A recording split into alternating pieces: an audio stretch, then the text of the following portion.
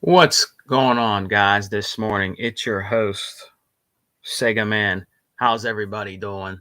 Hope everybody's doing well. Well, last night I was on my brother Unlimited's podcast, and Toolman said, Sega Man, we'll see you at 5 a.m. with the early morning pop up podcast. Well, Toolman, I got you today, man. I'm a little bit later on, not 5, but 7, almost going on 8 o'clock Eastern time, man. So I wanted to put it up a little more. I've been up since like 5:36. I usually get up at that time in the morning. How's everybody doing? I hope everybody's doing well. Well, guys, I was at work yesterday. I really enjoyed being on my brother Unlimited's podcast with him and my brother E-Rock. And the update on the Xbox business official Xbox podcast, I actually got to watch it in its entirety. It was pretty quick, which I like that they do. You know what I mean? And Phil Spencer came out, Sarah Bond, Matt Booty, and they said what they had to say. Okay. And in my opinion, they did a pretty decent job. Like I told you guys before, okay, you guys are always ready to run out, do podcasts, do videos, not knowing what you're talking about, going by speculations and rumors and negativity always about the brand Xbox as a gaming system and as a whole, as a community, a gaming community, which we are, true Xbox fans. You know what I mean? And we've been for years, for over 20 years. There's a lot of people like myself, Hebot, E-Rock, you know, that have been out here in the gaming community, for a long time. Shouts out to New Legal. Shouts out to New Legal and and the crew over there. Big shouts out to them. You know what I mean? And just the true Xbox podcasters that are out here doing the Xbox, work out here. You know what I mean? These are guys that are true Xbox fans and have always been. They have never turncoated. You know what I mean? So it's just it's a great thing. It's an Xbox world, brother. It just is. It's an Xbox world. You know what I mean? You guys were proven wrong. You're not getting Starfield, okay? You're not getting Indiana Jones. You're not getting Gears of War. You're not getting none of these games that are on Xbox that make Xbox what it is today with its portfolio. Halo, games like that. You're not getting any of these games. Phil Spencer's selling here that there will be 4 games that'll be going cross-platform, but they're definitely not our flagship games. You know what I mean? That we have over here on Xbox. And I always preach this, guys, and I shouldn't have to do this all the time because nope, they don't never listen. Okay, these guys out here that claim that they're gamers, they don't never listen. Okay.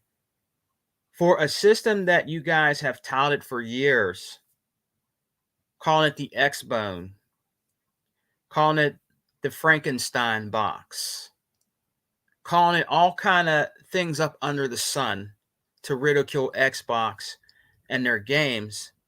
Why are you crying so much about games that we don't have that you want on your system? How many times do I have to say that to you? You guys will never say this. Shouts out to Andy Pants. I like that dude. Go check his videos out.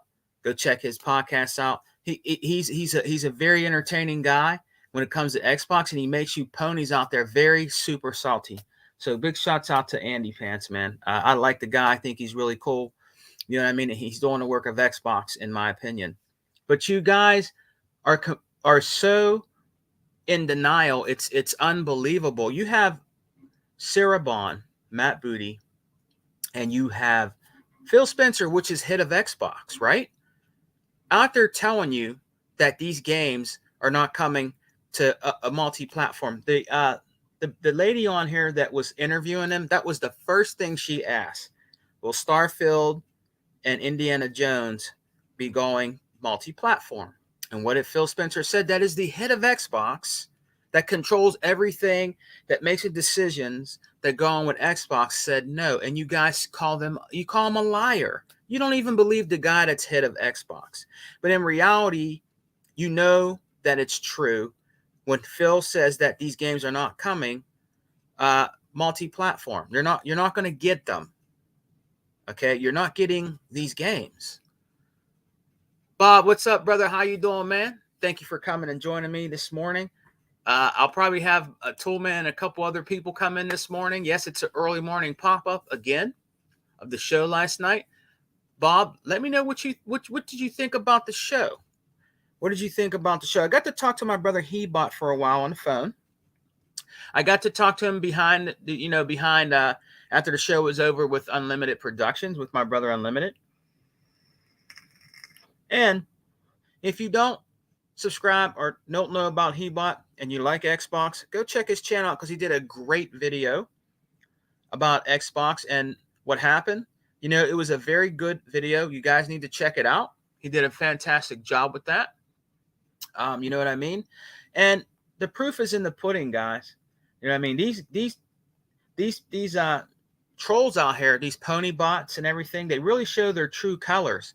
This was actually basically an Xbox business podcast. Okay, they're concerned about what's going on out here in gaming. They tried to explain things that's going on the Xbox side. You know what I mean? And there's just a lot of people out here that are still in denial, guys. We have to live with this. We've been living with this since 2013. Anything that Xbox does at all is wrong. You know what I mean? Anything. Bob says, I think it's good we know what we want to hear. Yes. And yes, there is going to be some games going multi-platform, okay? But this is what they're saying that my brother Hebot told me and brother Unlimited Productions. They're saying, oh, yeah, well, yeah, there'll be those games coming, but I think those other games are going to come too, like Starfield and Indiana Jones. They still do not believe the head of Xbox, which is Mr. Phil Spencer and Sarah Bond and Matt Booty, and what they were talking about. It was on the show last night, the little show that they had. They did a fantastic job, okay? And you guys ran out and sold your Xboxes. Xbox is dead. Xbox is going third party, and you all were wrong. And you cannot hear a mouse piss on cotton out here in these gaming streets right now, can you? Because they were wrong. You got people that are jumping off the Xbox ship that truly, in my opinion, were never true Xbox dudes. And these guys been out here for a long time. I'm not saying their names, but you guys should be ashamed of yourself, man. You guys should be really ashamed of yourself. Sega Man with his little old channel that's been out for a long time, that doesn't have big subscribers, which I don't care about, is out here preaching the truth about Xbox and is a true G out here, OG, when it comes to Xbox. I definitely 100% bleed green. You know what I mean? What's up, Unlimited Productions? How you doing this morning, my brother? Great show last night. I had to do an early morning pop-up, brother Unlimited. I know you're working, man. If you feel like talking a little bit, let me know. If not, just sit back and chill, my brother. And, relax or whatever you're doing working, man. Just listen to the little early morning podcast your brother Sega Man is having. We had a great show last night with Unlimited Production on the Unlimited Truth with our brother E-Rock, the Don King of Xbox, E-Rock X.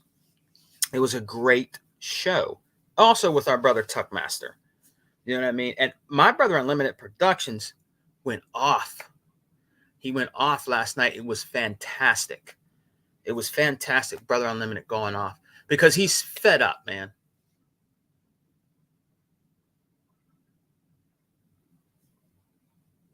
Okay, yeah, Unlimited. I'll send you a link. I'm gonna get brother Unlimited in here, and we're gonna talk a little bit more about, I guess, the podcast last night my brother Unlimited had, because man, I'm telling you, he went off. I loved it. I loved it. I loved his passion because he's a true Xbox dude, and he's out here just doing the good work of Xbox, man. So let me send my brother Unlimited a quick invite here.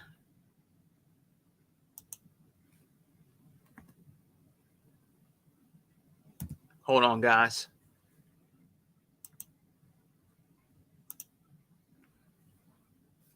I'm gonna try to send Hebot one. I think Hebot might be up. I'm gonna try to send Hebot one to see if he can come in. I think he's up because he can't. He popped he popped up on the Xbox earlier. So I'm gonna see if he can come in. He might be able to come in. So I'll just send you one just in case if he can come in. All right, so let's see. All right. We're going to have Brother Unlimited. And thanks to the chat. Shout out to the chat for joining me this early in the morning. I'm not going to be on long. Yes, your boy Sega Man's voice is a little raspy because I'm having some coffee. And I have my Xbox One X on because I'm in my bedroom. I'm not in my game room with the Series X. And, you know, I wanted to do this early morning pop-up, man, because after what I heard yesterday, the title of this, it's an Xbox world. It just is. You guys were all wrong. All of you were wrong. You were wrong about what games you thought that were going to come multi-platform. You were wrong about Xbox is going third party. You were all wrong. And you guys ain't coming out saying anything. Won't you come out and apologize? Do you know how many times that he bought, myself, Unlimited Productions, and E-Rock, and all of us said, if we're wrong about something, we'll come out and apologize. We'll come out and do a public service announcement. We'll do emergency podcast. We'll come out and apologize. Where are you guys at? Where are you guys at? You ain't saying nothing. Nothing at all. Because your main job to do is to try to destroy Xbox, man. They're trying to destroy Xbox. You know what I mean?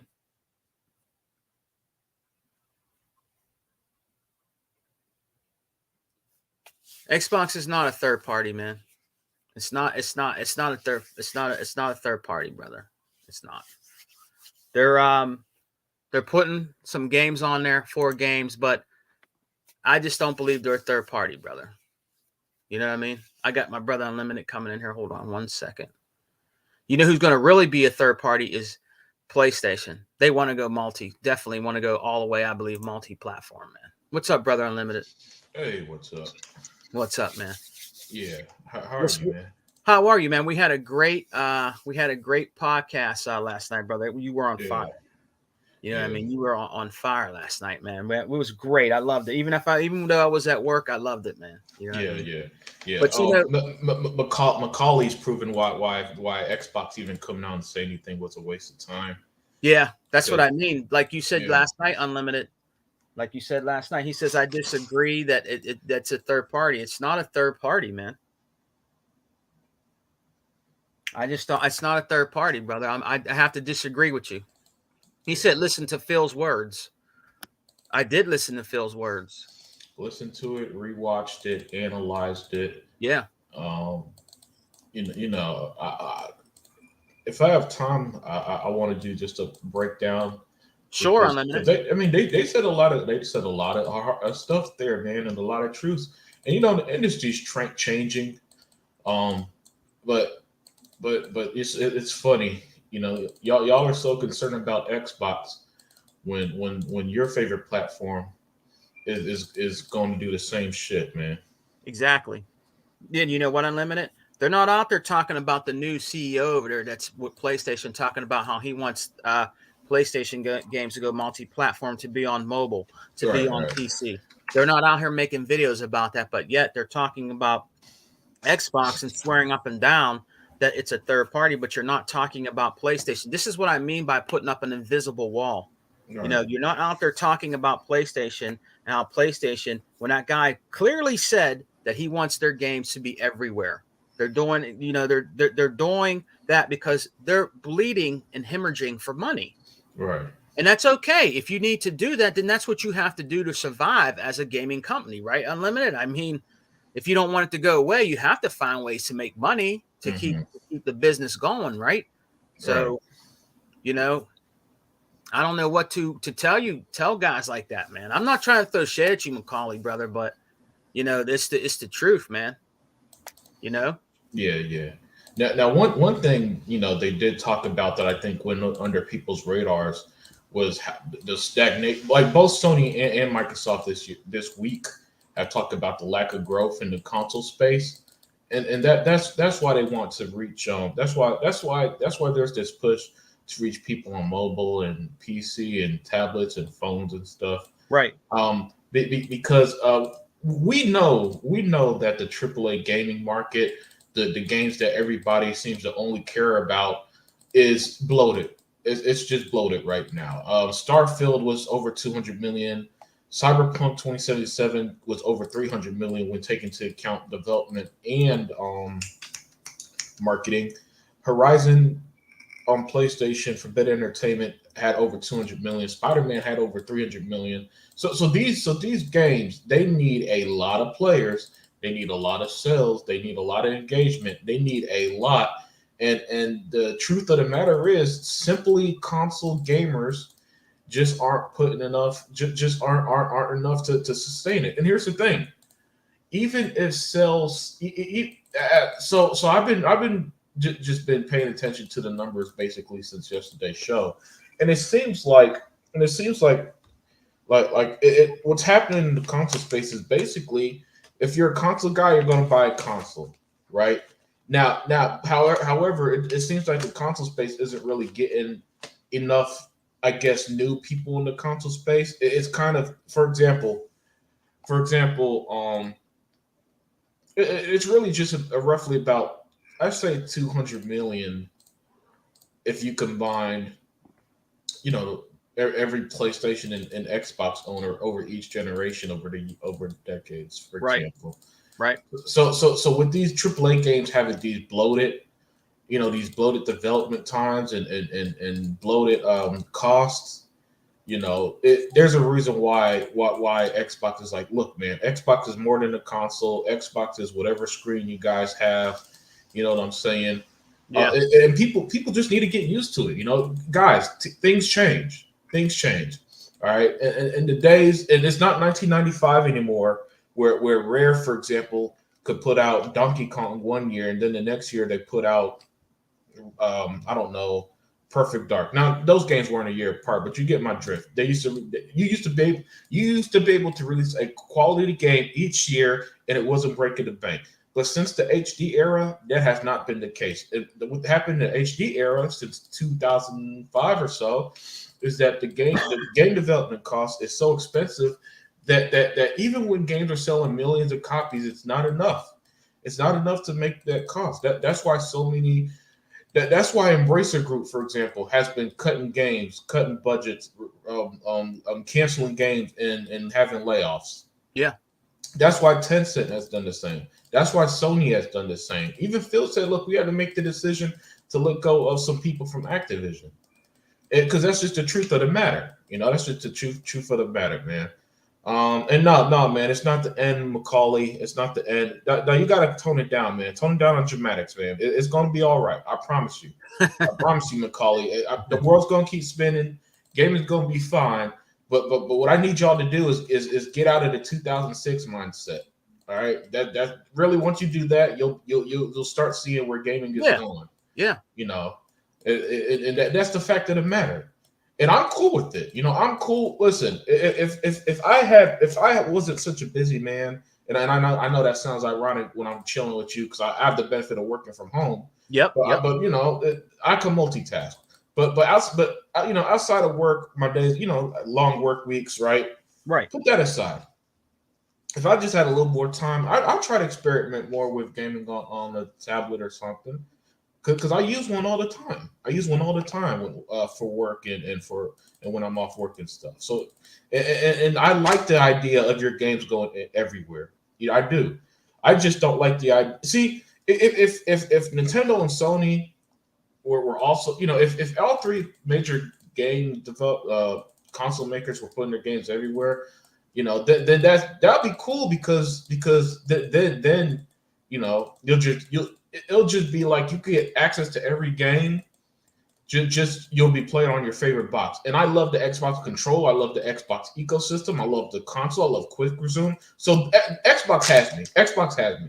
There's and it's gonna be extremely difficult for Xbox to do anything that's going to be like, man, you know what? I own nearly 1,000 games. I know you and Hebot own more than 1,000 games. Yeah. And it's going to be. Do you know how difficult it's going to be for Nintendo or Sony to get me from that? You know what I'm saying?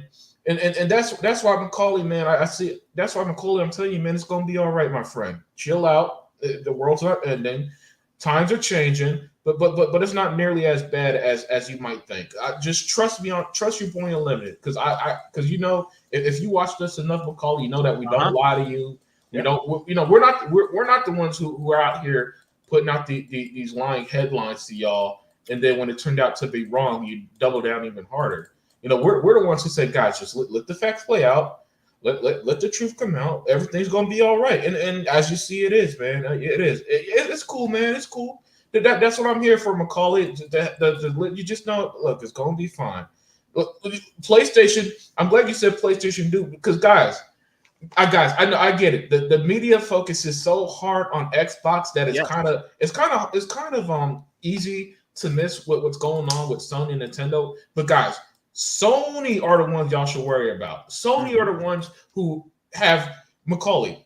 Let me throw this fact at you. Did you know that Wednesday, Sony said that they have a 26%.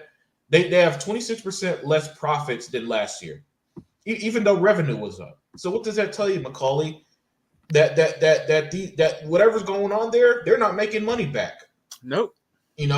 And this is what they were scared of, McCauley, with the Call of Duty situation, because okay, if you buy Call of Duty on PlayStation, 30% of that goes to PlayStation, 70% is going to Xbox. And last I checked, Sega man, 70% was larger than 30%. Mm-hmm. Right? And yes. So 70% of the Call of Duty money that they'll be paying this year going to Xbox, and that's just gonna fund more Xbox games, and that's gonna be the crux. And that's going to be the crux of what you see, McCauley, with games that go to other platforms, whatever they choose to. I'm letting you know now, it's not even going to be close to every game.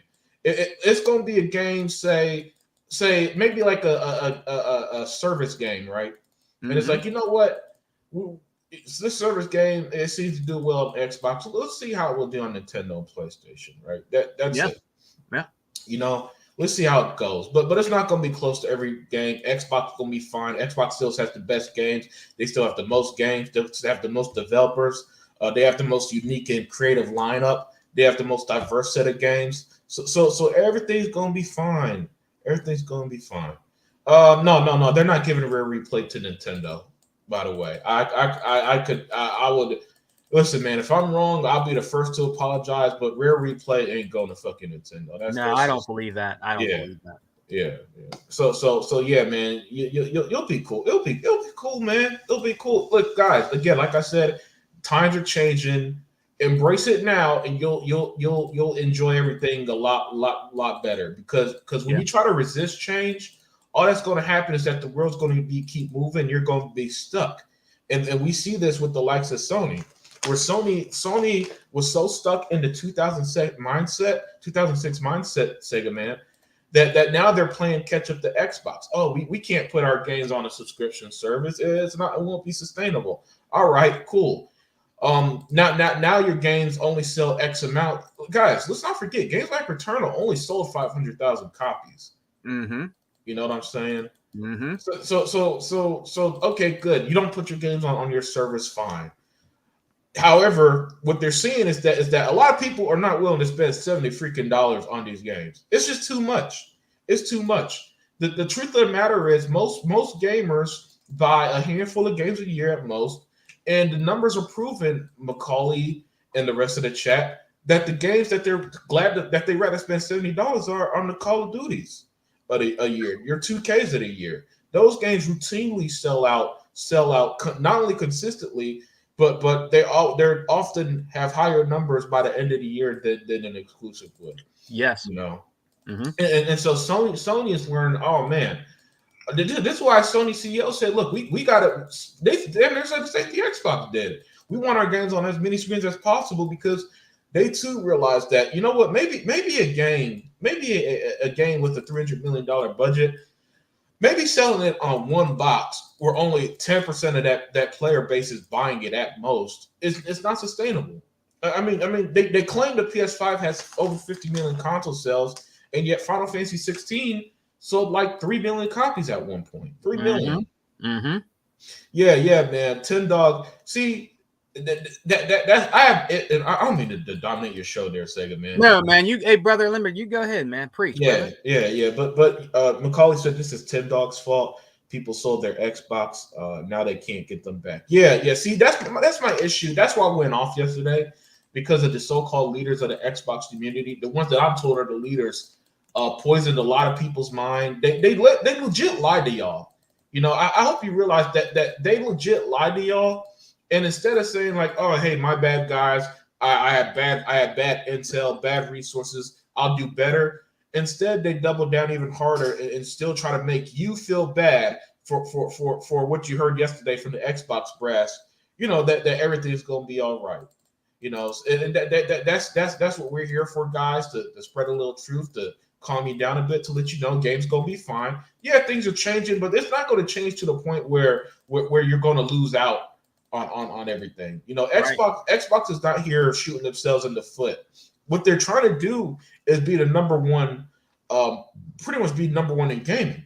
And that's why Phil said, Macaulay, and I'm specifically talking to Macaulay, but I mean the rest of the chat too, because he was a bit more doom and gloom earlier. But like Phil said, look, we're already one of the biggest publishers on PlayStation and Nintendo, thanks to the likes of Minecraft, and not more recently the Activision stuff games and Bethesda. And you might think Bethesda, yeah, let's not forget Elder Scrolls Online and Fallout 76. Those games are still playable on PlayStation and Nintendo. Yep. Or PlayStation. I don't know if they're on Nintendo. Wolfenstein. I do think Doom and Wolfenstein even got Nintendo ports. So he's not wrong when he says, look, we're already one of the biggest publishers there already. And they use that money from there to funnel back into Xbox, to funnel back in their projects, and that's how that's why we got such a great lineup this generation, and we still got tons of games to come, like Fables, South of Midnight, Perfect Dark, and so many games. I forget what they have announced because their chamber's just too loaded. But yeah, that's pretty much the jux of everything. Yeah, you're right, man. It is an Xbox world, Sega, man. And Xbox is here to dominate, and everything's gonna be fine. I promise you guys. Right, you know, it's Xbox not going away. They're not dying. I mean, look, you don't surpass Windows and Microsoft if you're dying. You know what I'm saying? Yeah, that's what. Yeah. And so since the numbers never made sense, like the numbers versus what they tell you don't make sense, guys. Go ahead and trust the source material and not what people's telling you. That's my advice to you. But go ahead, Sega, man. I didn't mean to. That's what I'm saying, brother. Unlimited. Look what Eli, our brother Eli, wrote. He even says on here, Macaulay, did you watch the podcast? He'll be back, guys. Eli said, Macaulay, did you watch the podcast? I'm putting my brother Unlimited back in. He said, did you watch the podcast? They want to see the money. They want to use the money to support the live service games further and make sequels for smaller niche games. He assumed, what did he say? He assured us that that's what he was talking about. And maybe that might get you to calm down a little bit about things, Macaulay. But if you really listen to the podcast, man, I mean, he really broke down and explained what they're trying to do. Right, brother? Right, brother Unlimited? Mm-hmm. So, I mean, you have to really listen, even if you have to go back and watch it a couple times, man. It's not doom and gloom. It really isn't. It's not doom and gloom. You're not going to see – you might see – people could speculate what games are going to be all over there, the 4 games he's talking about. Maybe it will be Sea of Thieves. I don't know. Maybe it might be Hi-Fi Rush. Maybe we want to see sequels to these games like brother Phil Spencer said. It would be great to see, and they're going to be on here first. They're going to be on Xbox first, man. We're going to get these games first. But like he said, they want to grow on other platforms. They have every right to. There's nothing that we could honestly be honest that we can do about it. But this is what they want to do, man. And you're definitely not going to see Starfield and Indiana Jones. You guys need to get that out of your head. These naysayers out here, it's not going over there. Phil Spencer said in the beginning of the show, the cute lady said to him, Is Starfield and Indiana Jones going multi-platform? And he said, no, it's not. I will. My brother, who's going to come in and join us for a minute is Other Zinc, man. Okay. Let me send Other Zinc in, man. But yeah, you guys have to really listen to the podcast, man. You know what I mean? Yeah, I mean, they're pretty straightforward about everything. Matt Booty said, "You could hear me, right? Huh? You could hear me? Yes, sir. Okay, cool. Yeah, Matt Booty said, the games are coming. Games are we're still gonna have exclusives. They're coming. They're still gonna be day one on Game Pass, and Game Pass right now is only on Xbox, right? Right. Can't be more clear than that. So I don't understand how people are hearing what's coming out their mouths and the conclude. And it's weird. It's weird, that people could hear them say it and then just interpret it completely differently. But I'm not sure what you're interpreting. They're not speaking another language. They're not using coded language. Yeah. They're not speaking in sign language or something. They're not speaking in metaphors. I mean, they just came out and said blatantly, "Look, guys, Indiana Jones, Starfield not coming to the other consoles." Oh, you see, Phil said that they're coming to the consoles. I can't help you if you're reading, if your comprehension skills are that poor. Yeah. And like people freaking out about like our big games, Unlimited. You're not going to see those big games on there because they're not going to support them. See Phil Spencer and then watch the numbers and things that sell on Nintendo and on PlayStation. They're not going to put those games on there because they're not going to sell. The people are not going to buy them. And Phil Spencer and them inside, they do not buy games like that. They're not on there. Oh, yeah, and to add to that, Sega man, I don't think that they're going to put, because people bought consoles for the big Bethesda games. They bought an Xbox for your Halos, right? Your Starfields and stuff like that. And I don't think that they, and since they know those are the games that people buy consoles for, I don't think that they're so all of a sudden saying, well, say goodbye to Hellblade and Avowed and Halo. That's just not going to happen. They don't mind a Pentiment. Because I know people that barely played that game. Mm-hmm. People barely played Hi-Fi Russian. I thought that was a top 3 game of the year last year. That's a fantastic game. I don't know why more people ain't playing that Unlimited. Yeah. And here's the thing. I don't think these games are going to do all that well on other platforms. Because look, guys, the PlayStation fans, they hated Sea of Thieves for 6 years of existence. Diabetic gaming. Y'all think it's going to go to PlayStation, all of a sudden it's going to sell 10 million? Come on now. I guarantee this is what's going to happen with all the games. It's going to have an initial bump in sales when the games go. They're going to talk shit, haha, Xbox, we got your games.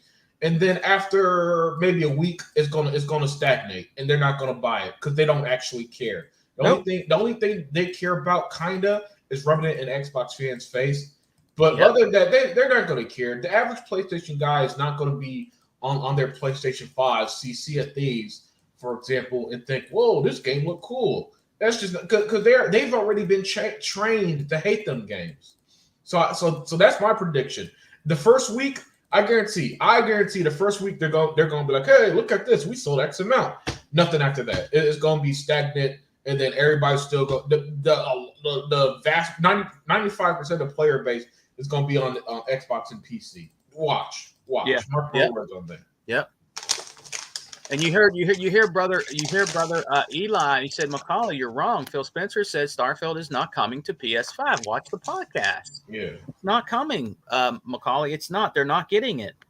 They're not going to support the game. They're not going to support Starfield. Look at all the backlash, Unlimited, that we got since Starfield been out. All the videos, all the podcasts trying to just destroy Starfield. Yeah. You know what I mean? All the hate. You think they're going to want that game over there with all that hate? They're not going to play it because other, why they get salty too, Unlimited? You ever notice how they're not giving them these early access codes anymore? Right. So they're up for blowing that up too, and they're mad because Xbox and Phil Spencer knows, right, Unlimited, that they're going to ridicule every game they give them if they give them a gaming code. They know that's what they're going to do. You know what I mean? So that's why I think they're not giving out those anymore either. So they could try to destroy it. Look what they try to do to the new game you got, Unlimited. They were like Suicide Squad. As soon as it came out Unlimited, they were beating up on it. IGN didn't get a review code, and they've been throwing hissy fits since.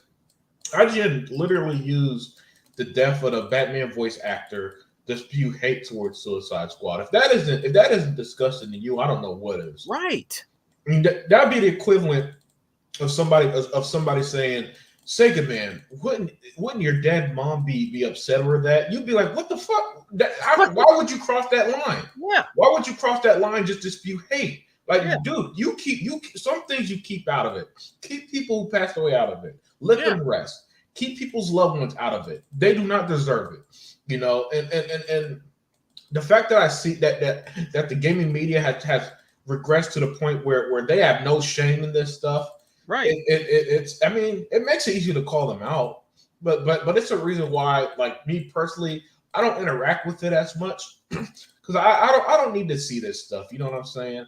I don't need to see IGN using the deaf voice actors' deaths to spew hate. Yeah. I don't need to see I don't need to see people attacking the Suicide Squad writers or whatever. I don't need to see people attacking Xbox brass. I mean, I unfollowed a guy and I saw that he was legitimately giving death threats to the likes of Phil Spencer and the Yeah. Xbox social media team. Yeah, man. You Yeah. know that yeah, man, he should fund them for lying to them. Again, guys, if you guys, I hope you guys realize that y'all were lied to, and I hope that y'all don't put up with it. I hope that y'all blocked, unfollowed, whatever you had to do to the people who lied to y'all faces. Yep. Yep. Because me personally, I didn't believe the lies, and I'm disgusted. I'm disgusted that the so-called Xbox leaders that I was told to, like Clobrill, whatever his name is, and Tim Dog and all of them, they were proven wrong, and they still trying to hate on Xbox. Cool. If that's the case, if PlayStation is so great, then just buy a PlayStation, get it over with. Just Yeah. move on. Yeah. Why do the Xbox people jump ship, Sega man? Why do they got keep announcing it like they're running for president? I know. I announced to the nation that I have sold my Xbox. Like, dude, you're nobody. You're nobody. So nobody cares if you sold the Xbox because there's still 50 million people playing on Xbox Series S and X right now. Right. Goodbye. You know what I'm saying? Yeah. I see Zink is in here, man. Yep. Big Zinc is in here. Can't wait to hear his thoughts. What's up, brother Zinc? Good morning to you, good Hey brother. man, it's great to hear you guys in the morning, but my morning starts at like 4:30. But dude, look, I was so mad I had to pick up my mother yesterday. Can't get mad at my mom, and then Yeah. we had to go see my cousin play. Yeah. Well, my mother's little sister's grandkid had senior day. So you Mm-hmm. had to go watch that game, Right. spend time with family. But anyway, dude, let's get to more important things. That's not important. Dude, Unlimited just started to hit on it. Tom Warren, Tim Dog, Mm-hmm. all these guys, dude. Hebot's best friend, Paul Tassi, Unlimited's best friend, Colin Moriarty, you know, uh, Tuckmaster's best friend, Jason Schreier. All of these lion ass dudes do. Hey, man, look, what angered me the most is this. It's like, I think we said it before. Um, it's like when your parent gives you something or something it, expensive that another kid can't get. Like I use the example of this one girl. Her mom bought her a Tesla for her 16th birthday, and she was like, "What? I didn't want this. I didn't want this. This is not what I wanted. You could take that back." I'm like, dude, actually stopped eating. I'm looking at my phone. I'm like, what the hell's going on? Is this some skit or something? Dude, Yeah. look, Yeah. and for somebody like Tim Dog, I'm focused on you. And shout out to C Money, this dude, C Money and his wife Doodle. I was listening to the show, and I think it was last week, and Tim Dog was in there just bitching. He came in bitching, and I'm like, what? Dude, I was in the chat absolutely destroying Tim Dog. Mm-hmm. And they did not kick me out of the chat. Normally, if you are on Boomstick's show in his chat, Yeah. this is why I unsubscribed to him a long ass time ago because I was outing people like Mr. Badbit, Jeff Grubb, um, Gaming Forte, they were in there pony botting away, and I was smoking them. And Boom said, "If you're not going to respect my panel, then just don't come on the show. I'm glad you're here, other thing." I'm like, dude, fuck you. You know, Yep. I can't stand a damn liar, dude. And Tim Dog over here, and I heard Unlimited say he's supposed to be our leader. Yeah, this dude's supposed to be our leader, you know, quote unquote, because you know we don't play that shit. And Yep. he's supposed to be our leader. And he's over here jumping the fuck out the window. And people trying to coddle him saying he's cool. No, his ass ain't cool, you know. And I'm gonna get at Post Up. And because I like everybody know I like Post Up. Yeah. Yeah. But Post Up was like, he knows everything. He's cool, man. He just had a little you know, he was just upset because he's been here so long. I'm gonna ask Post Up, if in your hood, if somebody said you were a personal friend, he heard some rumors and he outed somebody in the hood like that or you like that, would he be allowed to hang out with the crew ever again? And I'm just gonna sit and wait, because there's no way you could do that here where I grew up. It's impossible. There's no way. And where Post Up grew up at, no way. Tim Dog, if you're such a big Xbox fan, here's what Xbox has done. They purchased Halo. I'm gonna piss Unlimited off. I'm gonna hurry up and get this out of here before Unlimited pull the plug on me. Start with Halo. They bought Halo from Apple in 1999 for $30 million. Then I mean, from Halo, it went to Splinter Cell. When that was exclusive to the Xbox, then when Steve Ballmer spent, at the end total was around $10 billion he spent to get rid of the red ring of death.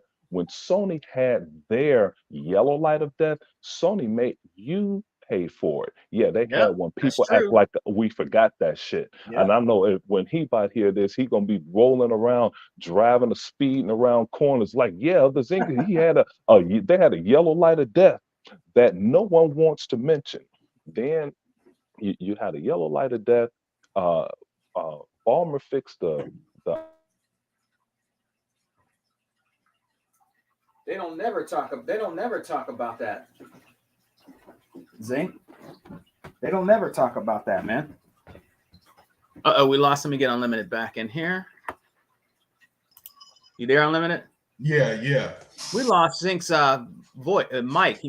Something might have happened with his mic. Oh yeah, I know. He was spitting too, man. He was spitting. spitting good. I'm going. Damn, what I do? Hey, yeah, start over a little bit, Zink, because your mic went out. Oh, my mic went. Am I okay now? Yeah.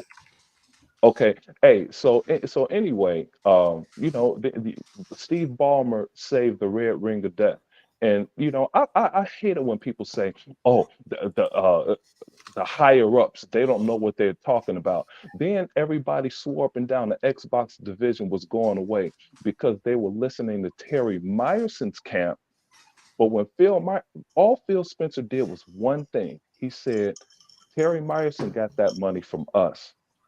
When Satya Nadella found out Terry Myerson was lying, from that point on, I think it was 2013, 2014, they bought Gears for $345 million. Then they bought Minecraft for $2.4 billion. Then they went ahead and bought ZeniMax.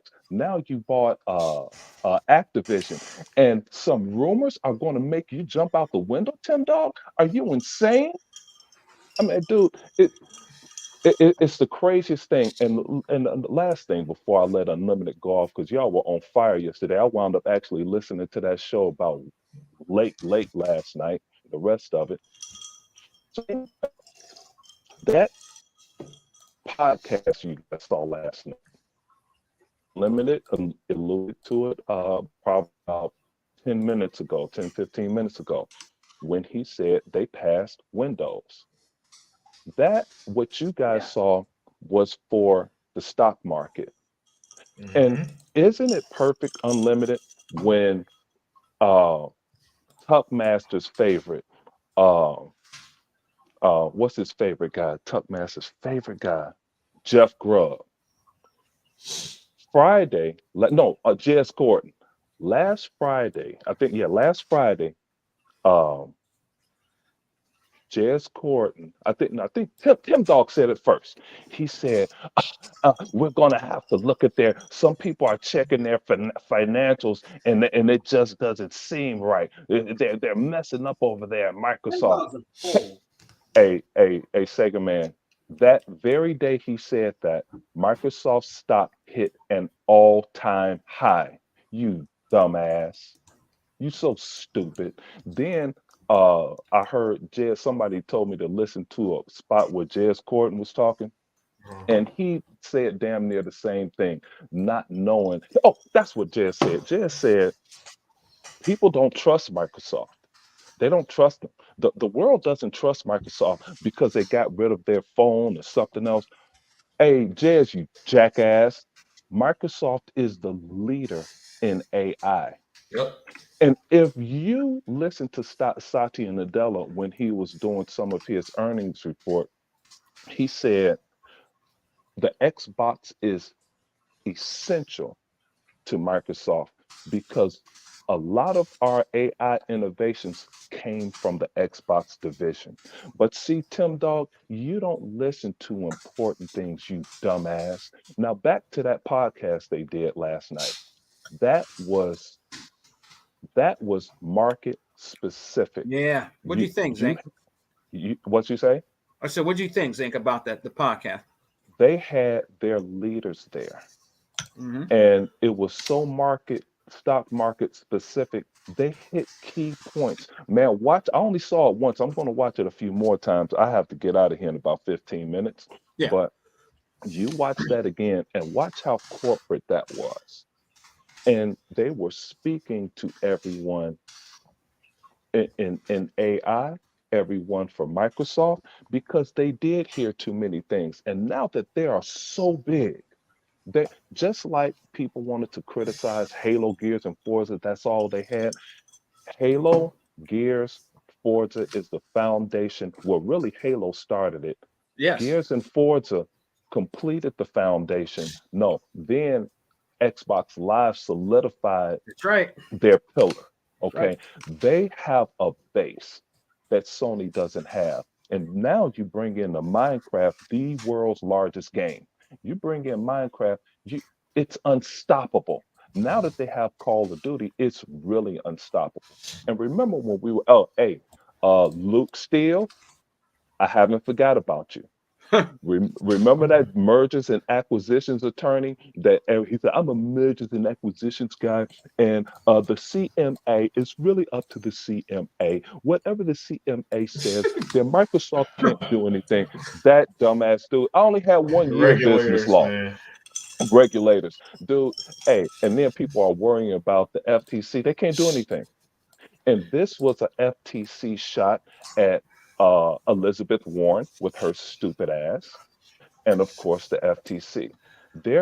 Somebody said it. I don't want to steal their things because I didn't say it publicly, but you remember one of the guys I think in the chat said it's a they were Microsoft is saving Sony the same way they saved Apple in the 90s. Uh-huh. This is sort of a ploy because they don't have to do anything. And Unlimited brought up Sea of Thieves and a few games. It's going to be money that they're bringing back into the portfolio. Think about it this way, guys. They're going to make 70% of everything they put on there. And Unlimited, people will play Sea of Thieves. Not our community, the so-called media, it's only less than 4%. But the kids that have a PlayStation because somebody tricked them into buying that bullshit, they'll play Sea of Thieves. They'll Yeah. get their mom's credit card and buy cats and dogs and all this other shit that Sea of Thieves have and just continue to pump money into Microsoft's portfolio. But man, I like listening to y'all Hey, go off, Zink, man. Yes, do you think, and I'm asking Unlimited too, now, if let's say the Sea of Thieves, do you think if Sea of Thieves went on the Switch, do you think it would do well? yes. It's like a kids game. But the one Mm-hmm. thing that they have to do, it can't be an online only game. That's why I didn't play it. I'm not shit online anymore. Yeah. Dude, my daughter blow my head off in Halo and just run circles around me all day. I'm not good at that anymore. But the co-op scene, that's my game. But they'll play it, but it'll have to be like the Pirates of the Caribbean. Remember when they brought that out with Mhm. they had that thing with Disney? Yeah. Dude, everybody will play that thing. You know, all the kids will. It's going to be huge on the Switch as long as it's not online only. Because when they're not competitive. And I want to remind you guys, the Switch is geared for 12 and under. Yep. People hate it when I say Yep. that, It's true. but it's geared to 12 and under. And when you hear the Nintendo executives say that, then it proved. At first, I said it was 10 and under, but they said 12 and under. Mhm. Call it the same thing. Yeah. Go ahead, Yeah. Unlimited. I'm not. I mean, yeah, I'm with you there. Personally, like I said, I think it'll have an initial sales boost. I still think that after the novelty wears out, it's going to plateau, and then you're going to be in a situation where 90% of Sea of Thieves players are still on Xbox and PC. You know, and maybe that's all Xbox is looking for. You know, Yeah. I don't know. I don't know what their measurement of success is for whatever games they're putting. And I'm only assuming it's Sea of Thieves. I don't actually know. But yeah, Correct, that's my Unlimited. We're assuming it's Sea of Thieves, but go yeah. ahead. Yeah, so that's all I'm saying, man. It's gonna be a nice little novelty at first. Maybe a game like Sea of Thieves end up being the next Minecraft. You know, a mega hit on on every platform. Could be. You're right. Could be. Yeah, and you know, if that happens, Xbox is gonna look for what else might could be the next Sea of Thieves or Minecraft for them. Because look, they said it, man. They're already one of the biggest publishers on Nintendo and PlayStation anyway. Yeah. You know, so why not reap the rewards while you can? You know, reap the rewards and just put that towards Xbox and make the Xbox brand better. See, what people don't understand, people, their mindset is stuck in the old ways. They're still stuck in 2006 where you know, if you release a game, it's got to be tied to that box and that box only. Right. The problem is with the, like I said at the beginning of the show, with these increase in budgets, like these games have bigger budgets than blockbuster movies now, right? Yeah. And with budgets that big, what we've been seeing for the last 3 generations in a row, even if they sell millions, it's still a financial failure. And so since you know how you make that money, like Phil literally said to you guys, we could either charge the players we got now more, or we could test these games in other markets. Which one do you want? Do you guys want to pay $100 a game? Because they could do that to you, and y'all ain't gonna like it. Y'all ain't gonna like being having every game with insane amount of microtransactions. Because I mean, they gotta make the money back. You see, this is what kind of drives me crazy is the lack of understanding. And a lot of the so-called big players, they either don't understand or refuse to understand or can't comprehend the fact, Zink and Sega, man, that these games, especially the AAA games that they praise and worship as the only games that apparently matter, guys, they are a business, and you are. And sorry, guys, they're not out here putting these games strictly for your enjoyment, and then they get nothing out of it. They're not paying thousands of developers for hundreds of hours to make these games for 3-5 years, and then the only reward they get is your approval. Your approval don't mean nothing to these guys. The bottom line does. Yeah. Right. And the bottom line for Xbox has been fantastic. The bottom line for Sony has not. And since y'all want to ignore everything Sony's saying, I'm not. Oh man, Zink dropped. I guess he had to go. Back. Yeah.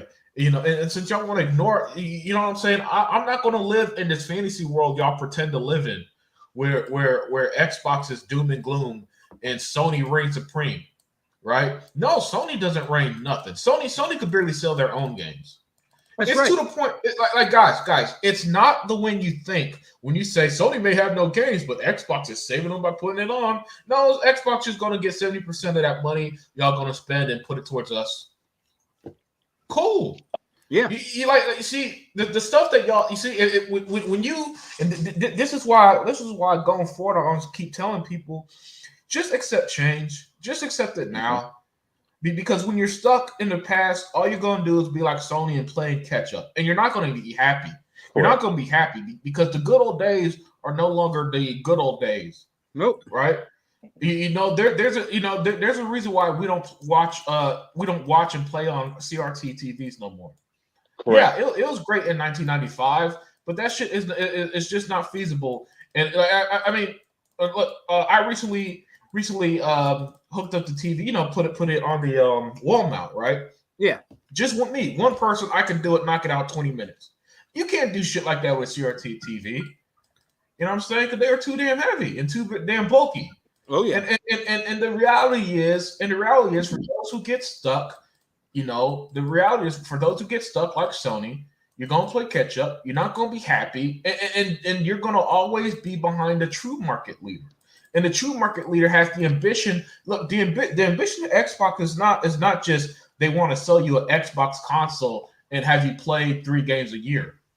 Their ambition is they want to dominate the gaming world by having their games everywhere. You not only do you buy their hardware.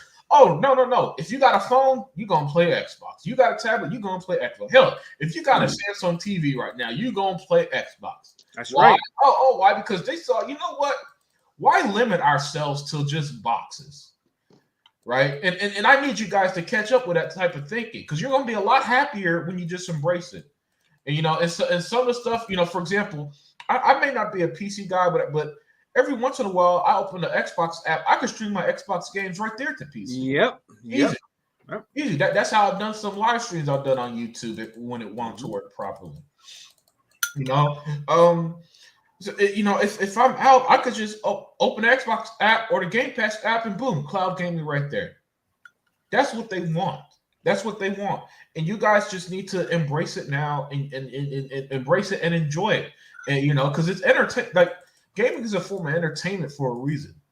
And you guys, for example, I always say, man, look, my primary way to gaming is on the couch, especially after a long day of work. I just kick on the couch and play my games. Yep. Right. But I'm only one of billions of gamers that they want to sell to. They don't want to just sell to the however many Xbox console owners. And so I need y'all to get it out your heads that I don't know when it happened. And I'm actually surprised I didn't catch on to this sooner. But the level of self-importance has been ridiculous. I mean, Tim Dog was mad because apparently nobody gave him the heads up over a fake rumor. All unlimited. Hey, dude, who are you to think you need a heads up? Yeah. You don't even work for the damn company you're mad at. Like that'd be like me being mad at the Texans because they didn't draft the guy I want. It's like, who are you? You're just a fan. Like 3-time Super Bowl champion head coach Andy Reid said when he was with the Philadelphia Eagles. If I listened to the fans, I'd be sitting out there with y'all. And that's how it is with Xbox. If they listen to y'all, they'll be on Twitter with you. But instead, they got a business to run. And that business means finding new creative and sustainable ways to get their product out there, to get people spending money on it, to get people engaged in it, to get people interested, and to take our libraries elsewhere. And I'm all for it. I am 100% down with it. Because for me personally, and this is just me, I listen, as great as Sega was in the 90s, as great as the OG Xbox was, as great as the 360 was, I am so glad that we're moving forward. Because I don't need to experience the same shit over and over. Yeah. I got to jump on Unlimited. Unlimited said something too important, and he pulled the E-Rock and just kept going without explaining more of what he said. Dude, you got to get used to microtransactions and different things like that. I want to tell you guys something. If you don't, you will experience $100 games. Mm-hmm. Now, me, Unlimited, Sega man will pay for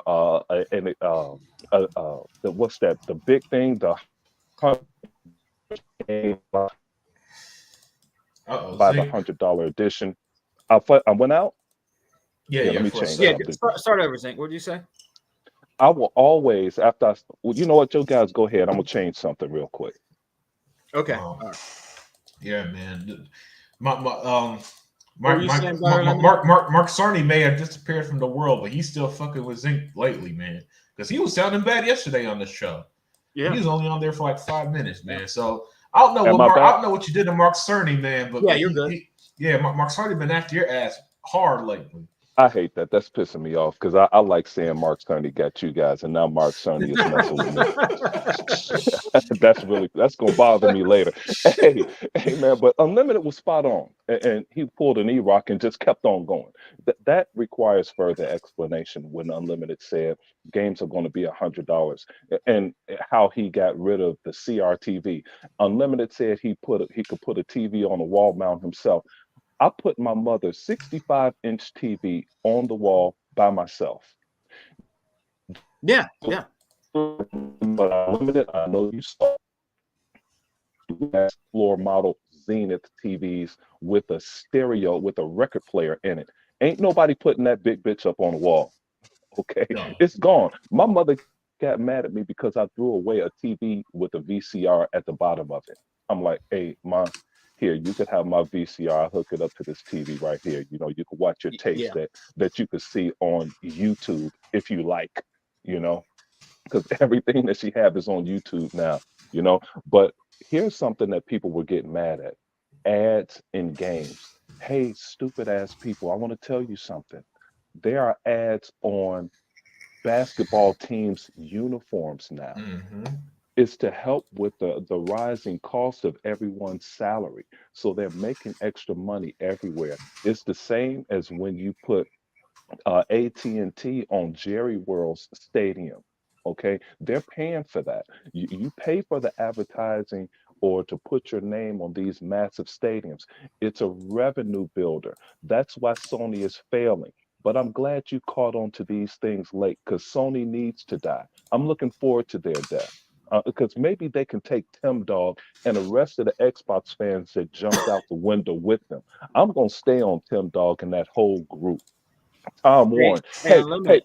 How about go ahead. brother E-Rock's girlfriend, Sarah Bond? She was lighting it up on that podcast last night, man. Yeah. Did Oh y'all no, hear her? Sarah Bond is a guys. Sarah Bond. Words cannot express how great she is, and so I don't think Zink saw it. I don't know if you were there too either, Sega Man.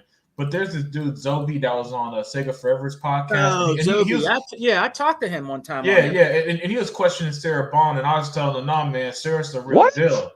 Sarah's the real deal. She Do is the real not, deal. She yeah, is the real deal. yeah." And like, guys, she's smarter than you. Just accept it. She knows what she's doing. She knows what she's talking about. Yep. And, Yep. and I know for some of y'all it's gonna be a race thing, for some of y'all a woman thing, but just get over it, man. She's great. She's excellent. I mean, she was the best speaker out of the three. Yeah. Let's be frank. Yeah. She Yeah. out of Hold the three on. between. Yeah. Hold on, Unlimited. Go back. Zobi questioned Sarah Bond, dude. Yeah. Yeah. Yeah, What happened? he questioned if she was the right person for being president of Xbox. Man. Because of these rumors. No, I don't even know if I don't remember the context. Maybe it was the When did rumors, this maybe happen? not. It was weeks ago. It was like three, It maybe was on 4 Sega weeks ago. Forever show, right? Yeah, yes, it was on Sega Forever show. And I was Dude, telling him, nah, man, she's the real deal. that is very disappointing. She is far too intelligent for somebody to say that. And Yeah. you now, mind you, you could graduate from Ivy League school and be stupid like Mhm. Lena Khan. She's an Ivy League grad, Well, and to be fair, she didn't even have the right credentials, so we could barely say unlimited she production. graduated. Unlimited jumped the gun on me. Oh, my See, bad. that's why we don't like accountants. You know, they're above us on the educational scale, and they so particular. He's like, oh, let me fast forward. Zink is too slow. Uh, let me. She didn't have the credentials. Unlimited. I know. I wanted to smash her in a few seconds. I was being long-winded, but Oh hey, man. dude, she don't even have the right requirements, and they put her in a position that is way above her head. She's not even mature enough to have a spot like that to regulate business. She's way out of her league Yeah. without the credentials. But dude, Sarah Bond is world renowned, dude. Mm-hmm. She studied in the best places overseas, Yep. then came over here and graduated from the #1 academic conference on earth. And this chick is just elite. Well, didn't she come from T-Mobile? and she changed something around and made T-Mobile successful. Mhm. Now I'm never leaving T-Mobile. That I know that I wouldn't leaving them anyway, because T-Mobile dug my black ass out of the hole when the pandemic hit and I couldn't pay my bill. They was like, look, you've been here forever. You've been a loyal customer. We're going to wipe your bill out. That's These what's up. That's what's dude, up. hey, I told those jokers I'm never leaving. That's what's Hey, up. I won't answer my mother's phone call if y'all call. Hey, but anyway, but back to Unlimited with his sharpness over here talking about uh the expense of gaming. And think about it this way, guys. All of us want a raise, right? Mhm. Dude, these people have to get a raise too. And you don't want them to raise game prices on us because Sony people don't buy games. We do, but expect to pay a little extra for something that you like, you know? And if you Mhm. really like it, like me and Gears and Halo and Forza, I pay extra for those things, even though they give us things. But you have to pay a little extra. And I disagree with Unlimited here, talking about Andy Reid and what fans want. Hey, Unlimited, yeah, I have a meeting here in 5 minutes. But hey, look, I'm sitting here right now with my Bears, this fleece Bears jacket on before I get out of here. Yeah. If they get rid of Justin Fields, my 50 years of being a Bears fan, I'm out. Oh, Right.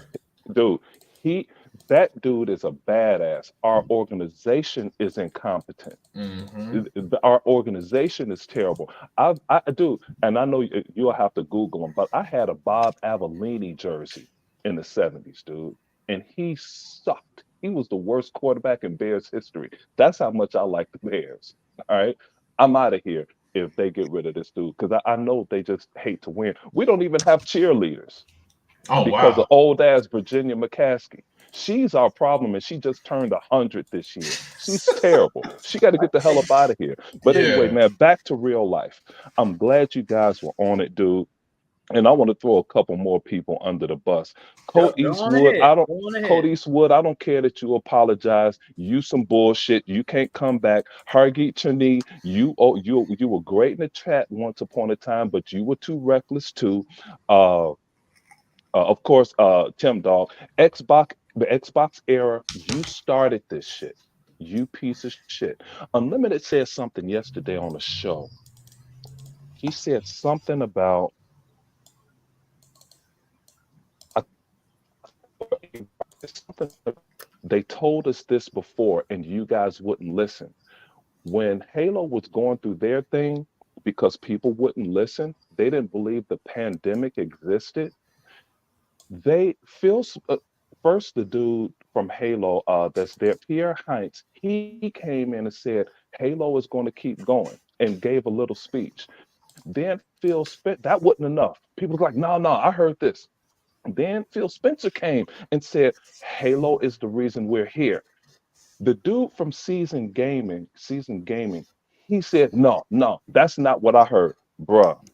These guys can kiss my ass, man. Hey, who is this that just came on here? Is We that got Big Hebot? Brother Hebot in the house. Hebot, I'm glad you came on because I got to pull out of here, man. These jokers had a great show last night. I couldn't get on because Mark Cerny pulled me over on the street, unplugged my phone, said, no, you ain't going to talk bad about us today. I got kicked off the show. Then E-Rock was like, damn, where the hell did he go? Hey, man, but hey, y'all have a good show, man. I'm going to listen from time to time.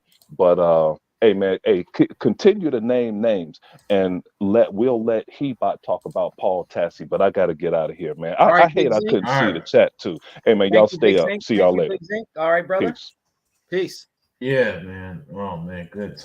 Good stuff. Good stuff. We Yeah, yeah. got Hebot in the building. We got Big Hebot in the building. But yeah, Unlimited, man. I don't understand why they keep doubting Sarah Bond, man. Yeah. I for the life of me, I don't understand that, man, because I think she could do leaps and bounds that she's already doing actually for Xbox. I think she'd be Mm-hmm. great. I don't understand why people doubt her. Can she do this? Can she do that for Xbox? I mean, she's doing good right now. Yeah, yeah. You know, I mean, let's call a spade a spade. For some of them, it's going to be because she's a woman. For others, it's going to be because she's black. And then for the rest, it's because they don't like Xbox and they think all of them are liars. Yeah. So I mean, the amount of people that I saw yesterday who just pretended Phil, Sarah, and Bat were just lying. It's Or if that's what you want to believe, be my guest. But the facts are just against you. You know, she's excellent at her job. She knows what she's doing. Mhm. She's well versed. She's an excellent she's absolutely excellent at public speaking and knowing what to say. And she brought, and I mean, just listen to how first of all, when she was talking about the next Xbox console and what they're going to do going forward, and she was the one who announced the Activision games coming to Game Pass. Listen to how she simultaneously sounded perfectly like she knew what she's talking about, Yeah. and at the same time had that energy that you could feed off of. That's going to be great for Xbox in the future and currently. You know what I'm saying? Mm-hmm. You know, and so she was absolutely spectacular. Matt Booty's my dude. You know, because to me, he's the unsung hero of Xbox in the sense that he's the one that definitely gets the least screen time, the least amount of interviews, and he's the least talked about. But let's not forget, he was the one that was doing these acquisitions.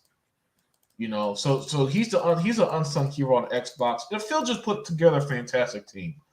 You know, and while everybody's going to ignore Sony's new CEO, pretty much telling them how much of a failure they are, they're going to out here and just keep doubting Phil, Sarah, and Matt. You know, over their success.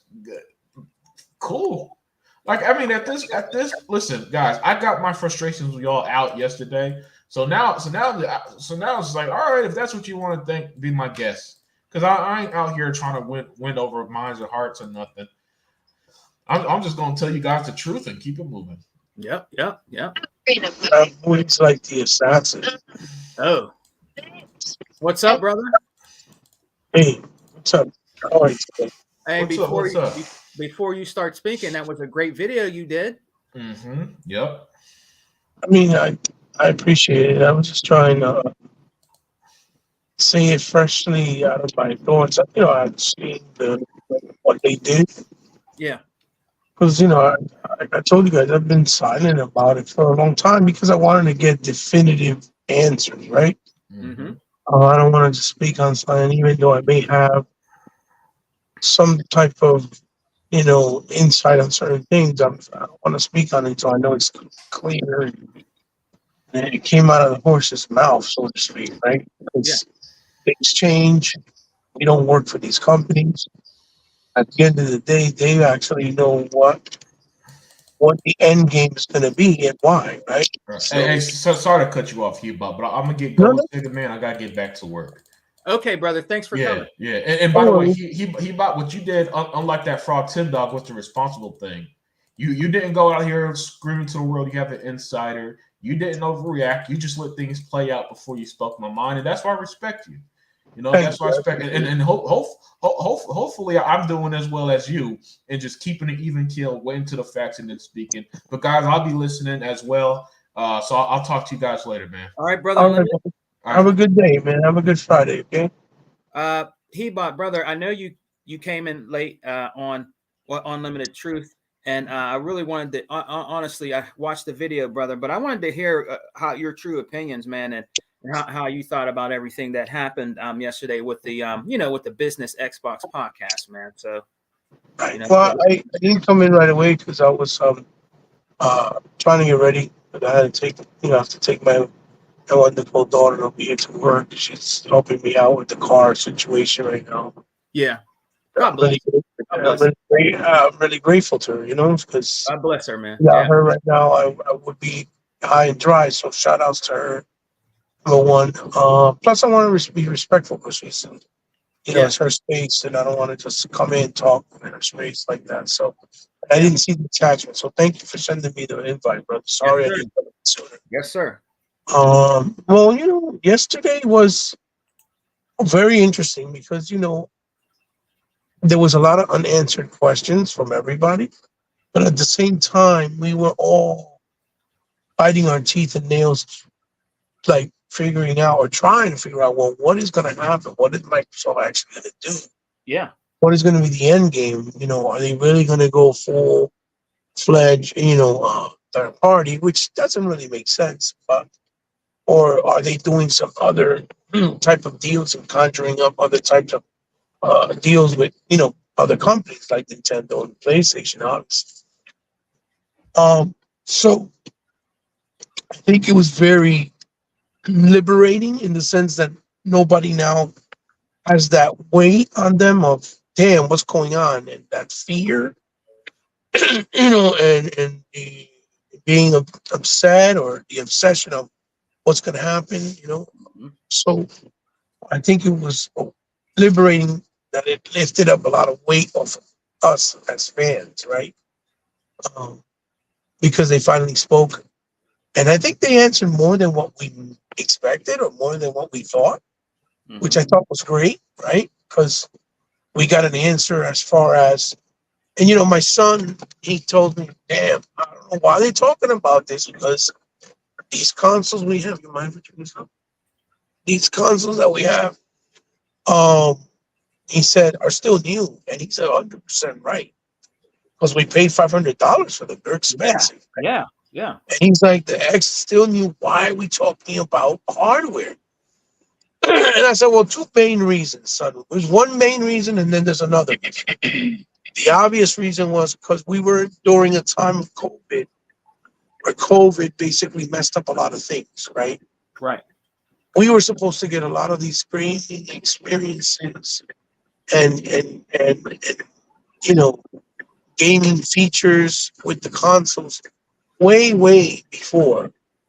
If it wasn't for COVID, things would have been much different, right? I think we would have been in a much more productive place as far as the console goes.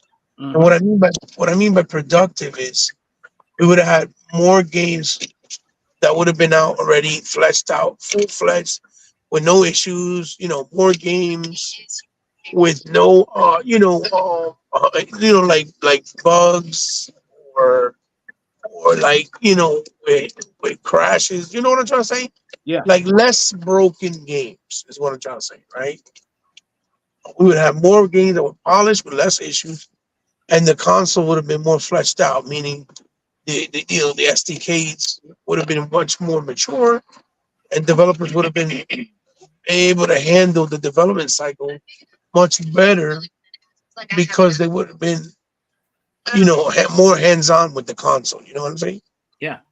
So that's one problem. But the other real issue, I think, why Microsoft spoke about, at the end of the day, about them doing a new console was because I believe all last week, if you remember, I thought that guy was going to come to the door. All last week, the whole conversation was, Microsoft is getting out of the business. Microsoft is getting out of the business.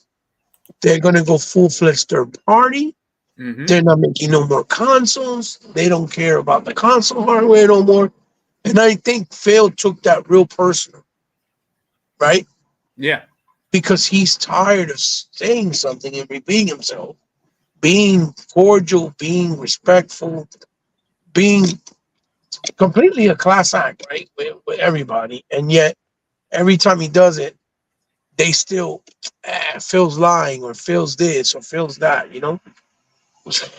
Or they'll say things like, excuse me, sorry. They'll say things like, of course Phil's going to say that. It's PR talk. He has to say that. He's not going to say the truth, right? And I think he took that very personally. I think it got him angry, right? And so I think that when he saw all those comments, he's like, you know what? Let's give an update on what's going on. And she said, we're going to have a, Sarah, she came out and said, we're going to have a nice hardware update news in September, right? She said it during the podcast. Then he said, and she also said their goal is that the next console would be 2 to 3 times more powerful, efficient, and at a higher level than what it is with this generation, because their goal is to always evolve the console space every time they come out with a new console. Remember, Phil, you've repeated it many of times on the shows when you've done it. You've always said that. Remember when Phil said, we will never get caught ever again being the underpowered console. Yes, Wow. yes, sir. Right, remember, right? What happened with the Xbox One, right? Right. And he took that very seriously. And I think that was his point that he wanted to point out that, yeah, we're still in this for the hardware because we know we have a console gamers, right? Yep. So that was one nice factor that they did. The other nice factor, too, that they did was how he addressed immediately the whole situation with what they're doing as far as the games that they're trying to bring over. And if you paid attention, you saw that he was very meticulous with his words, in the sense that he said, we're bringing 4 titles that have been on the Xbox console and ecosystem for a while now, right? Mhm. Games that basically have gotten to the point where they have already found their audience. They haven't really grown, they haven't really moved. So we want to see if maybe perhaps if we introduce those games, right? Yeah. To another console or the other consoles, right? Meaning Nintendo and Sony and their audience, perhaps they can find a second life, right? Mm-hmm. Grow a little more and get a bigger audience. And that will also attract them to enjoying Xbox games that will make them come over into the ecosystem at some point. Yeah. You know, by attracting them with some of the games they have to offer, meaning trying to almost using it as like ads or demos.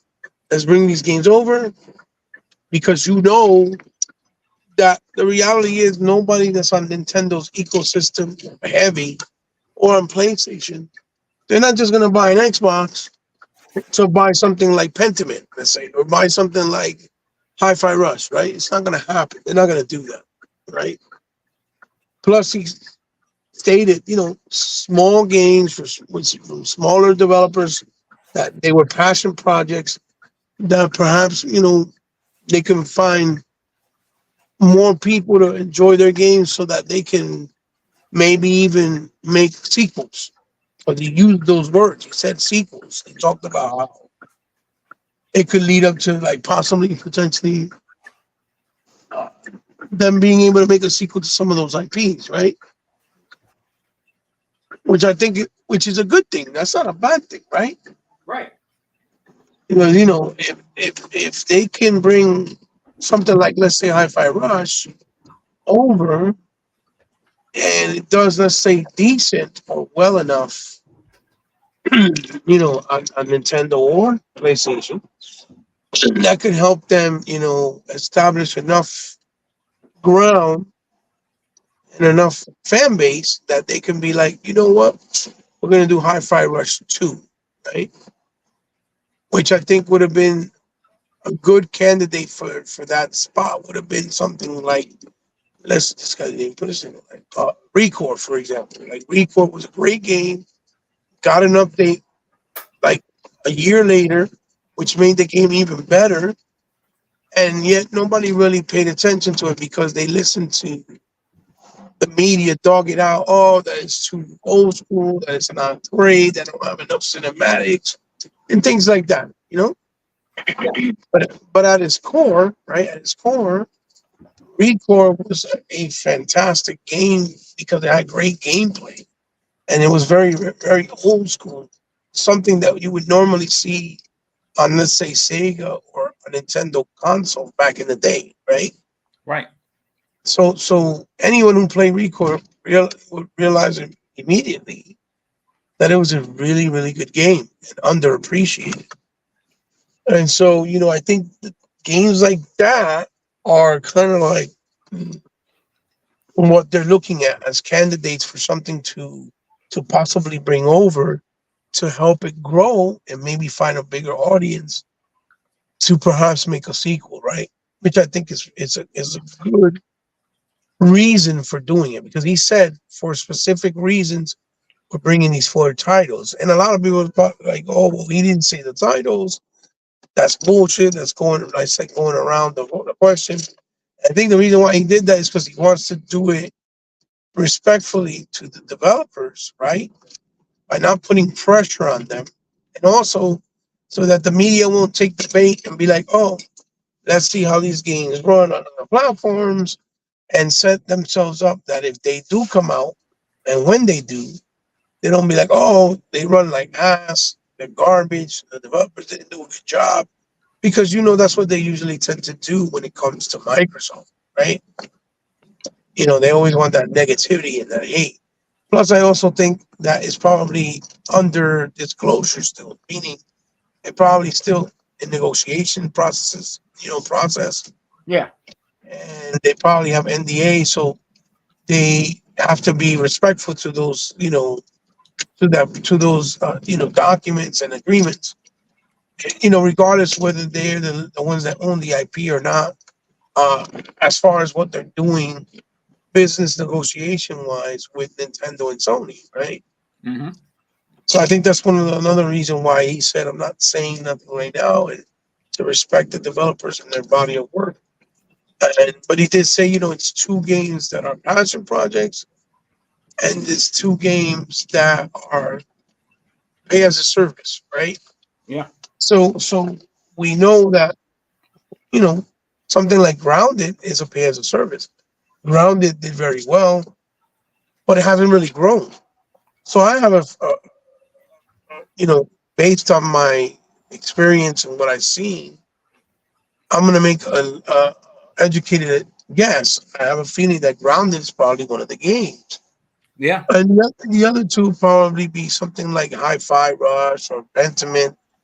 But remember, it could easily be something like Bleeding Edge, because Bleeding Edge is also a smaller game that was a passion project and really didn't do well, or well enough that they can maybe try it out in another console. You know what I mean? Yeah.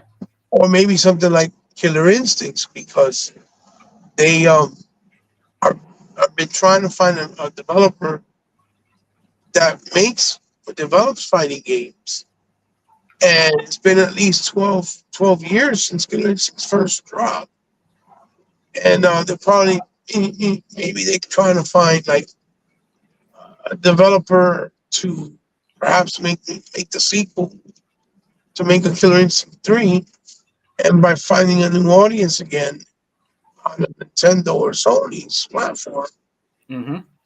they can possibly entice somebody to agree on making the game, right? Yeah. And again, these are just hypotheticals. These are not me confirming that's what it is. I'm just trying to look at it and think about it in a logical standpoint, based on the IPs, based on the growth, based on who's playing it now, who's not playing it now. You know what I mean? Yeah. Because if you notice lately, a lot of attention has been going to Killer Instincts with updates and talking about it, even perhaps talking about bringing new tournaments.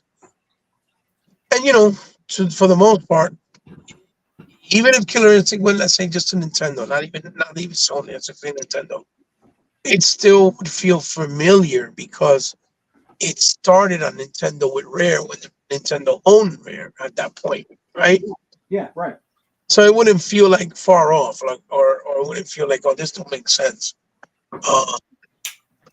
So if you look at it that way, it's not within the realm of possibility, right? Mm-hmm. So I'm just thinking things like that. But when the girl asked him the question, I'm pretty sure that was deliberate. And that was, because it was pre-recorded when she said, "So is Starfield or Indiana Jones going to other consoles?" He made sure he said, "No, Starfield and Indiana Jones are not going to another console." And he made it a point. He emphasized it because that was the whole,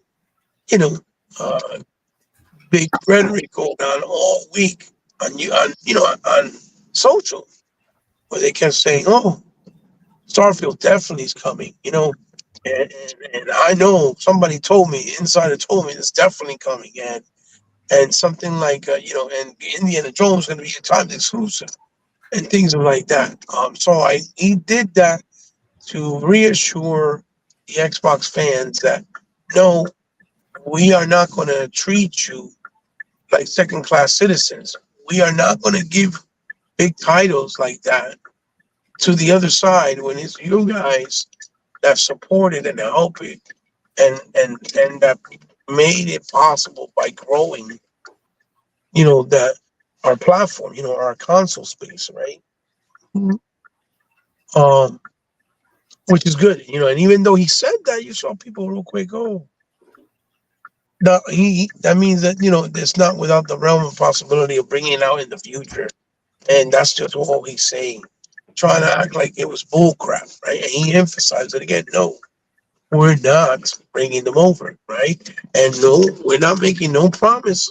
Don't take it like we're promising that every game's coming or other games. No, it's just 4 titles that we're trying to experiment with for specific reasons, and we want to see how it goes.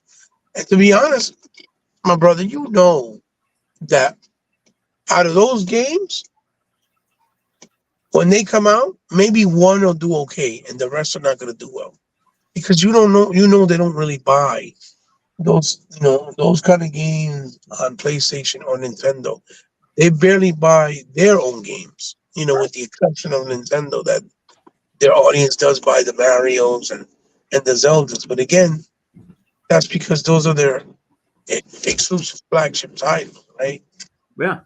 So they're not really going to buy, Pentiment, okay, or Grounded on those consoles. And I honestly think that when they see the numbers and they see the returns are not really there, they're going to realize it's not even worth our time, right? Mm-hmm. There's supposedly Phil did an interview in an article where he says that he doesn't see Nintendo or Sony doing the same thing and putting some of their smaller titles. He didn't say their flagships like Mario or Zelda or God of War. He said smaller titles, like something maybe like Splatoon. Yeah. And he doesn't see them putting it on Xbox the way that they're trying to do with them. And I think that's where the anger and the frustration comes from the fan base, because the fan base is like, well, why can you guys help Nintendo and Sony, right? And they can't help you guys, right? Which is a fair assessment. It's a fair argument point. But I don't think Microsoft looks at it that way. Microsoft looks at it as like, yeah, it may look like we're helping them, but the reality is we're trying to make money off of them. Right. And see if it works. Because remember, they got to pay full prices for their games. They don't have a Game Pass. They don't have a Game Pass. Yeah. They don't have Game Pass. They don't have any other option where they could just be like, we're going to do this. We're going to do this. And then we're going to do that. You get what I'm trying to say, my brother? Yeah. Yeah. I'll pick Oh, well, thank you, Chris Green. He says Xbox is forever dog shit. Thank you very much. I appreciate you. Yeah, I mean, you have the right to feel that way, Chris. That just tells us as Xbox fans that you've never really been invested in the ecosystem or on the console or on the games that Xbox provides. If you have, and you have invested, you wouldn't say things like that, right? Unless you're a young, ignorant person, you just like to troll. That's different, but that's okay. We appreciate all the negative and all the positive comments in the comment section. That just makes us stronger. Your negative comment is not going to hurt us, right? It's still a point of view. So we appreciate it. So yeah. So again, like I said, I think Xbox sees it like, okay, well, we're just trying to put games that maybe can make some more money on the other platforms, because we know their audiences are not going to come buy an Xbox for these type of games or set games.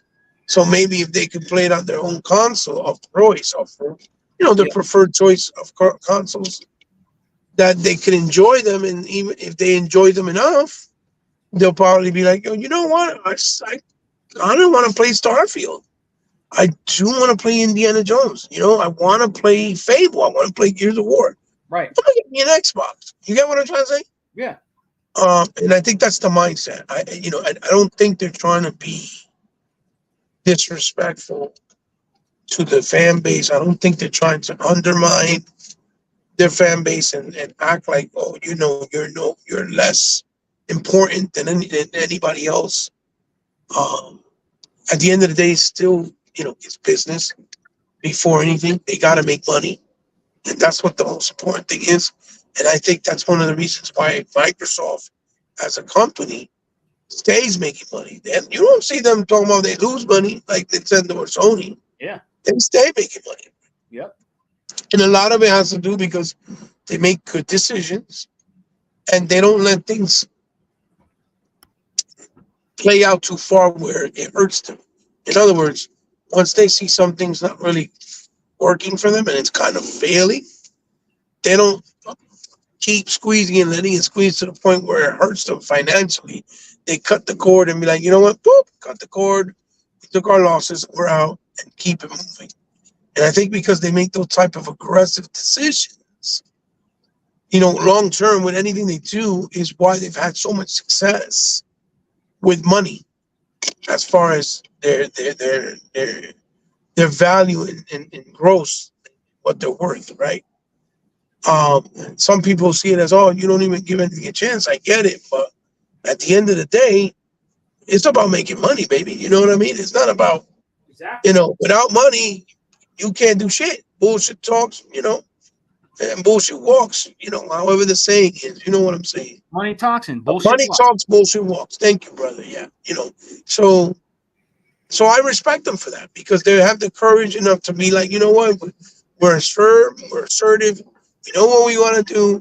This is not working. We're out, cutting it out, right? You Yeah. saw they spent $1 billion on Mixer. And Mixer was the best streaming service out, better than I love anything in the market now, I loved it. right? And Yeah. they paid that young kid. The kid was what, 18, I think it was. They paid him Yeah. $1 billion to buy it from him. The kid became a billionaire at 18, right? Yeah. And it was fantastic. The kid did a fantastic job with the coding, the build for the stream. Everything was 4K. You can take the controller and take control of somebody's gameplay when they're playing if they needed help. That's Some right. amazing features, right? Yeah. So the kid did a fantastic job. So what he got paid, I think, was well worth it. And Microsoft saw it as an opportunity to bring out another streaming service that was comparable, coherent, competent, and that had a lot of, you know, potential for success. But the problem was, even during COVID, where everybody was home, you know, being bums, chilling, watching a lot of Netflix, right? Yeah. Didn't grow, brother. Sega, man, it didn't grow. The numbers did not grow. They didn't catch on because, unfortunately, Twitch and YouTube are too big. They're behemoths. They're too big.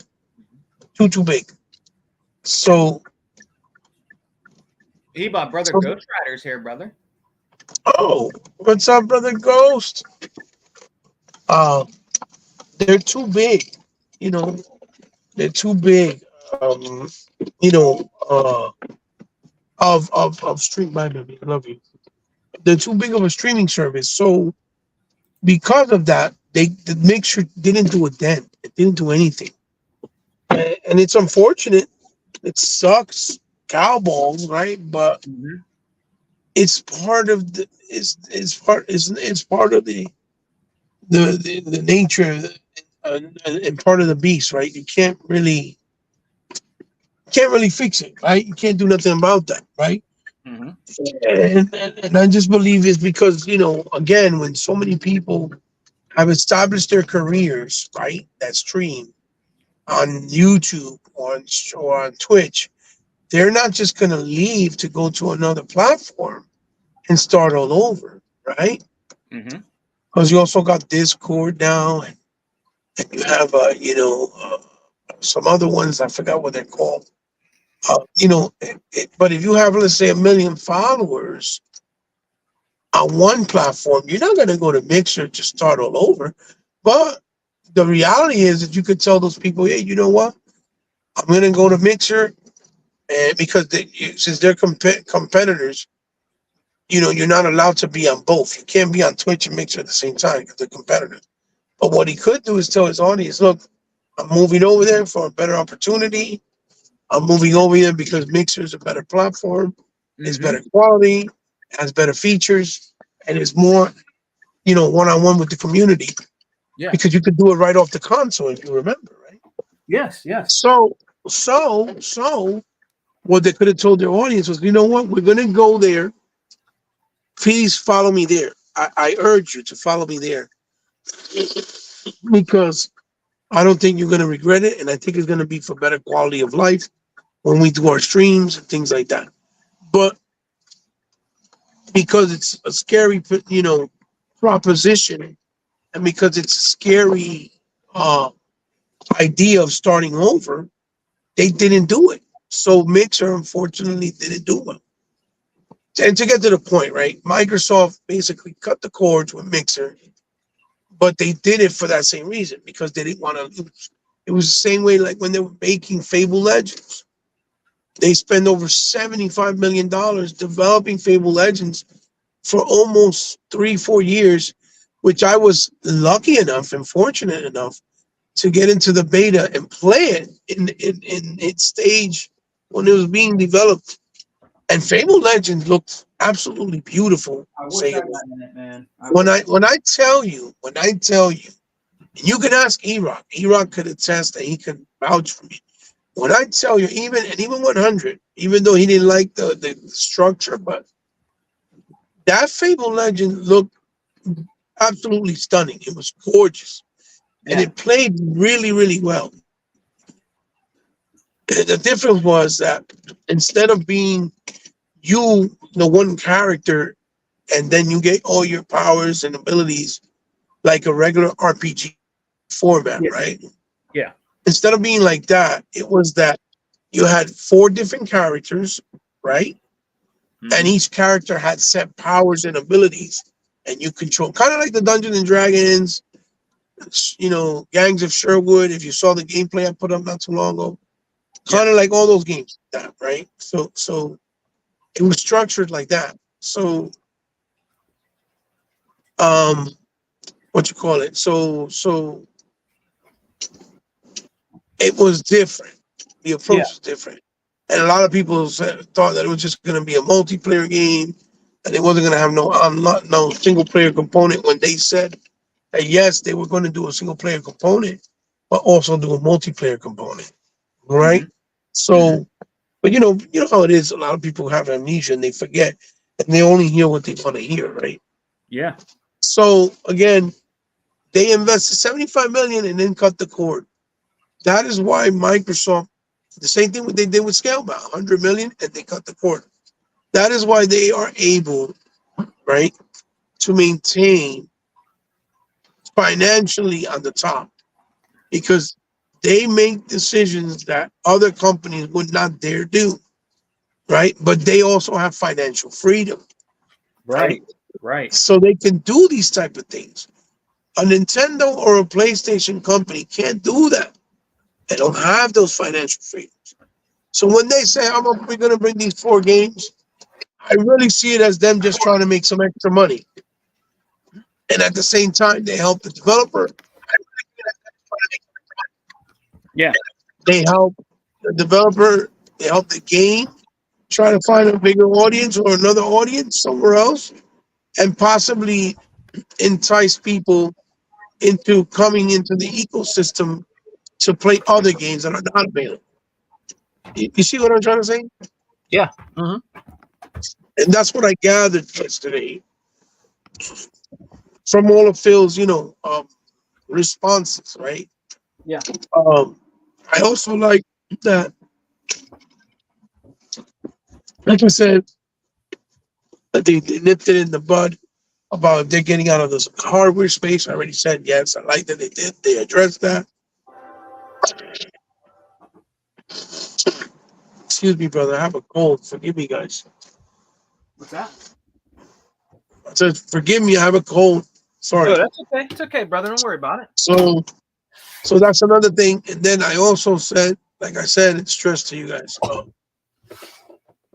And I also like that Matt Booty came out and said, look, the games will still be day and date on Game Pass, and Game Pass will only be on Xbox and PC, obviously, right? Yep, he said that.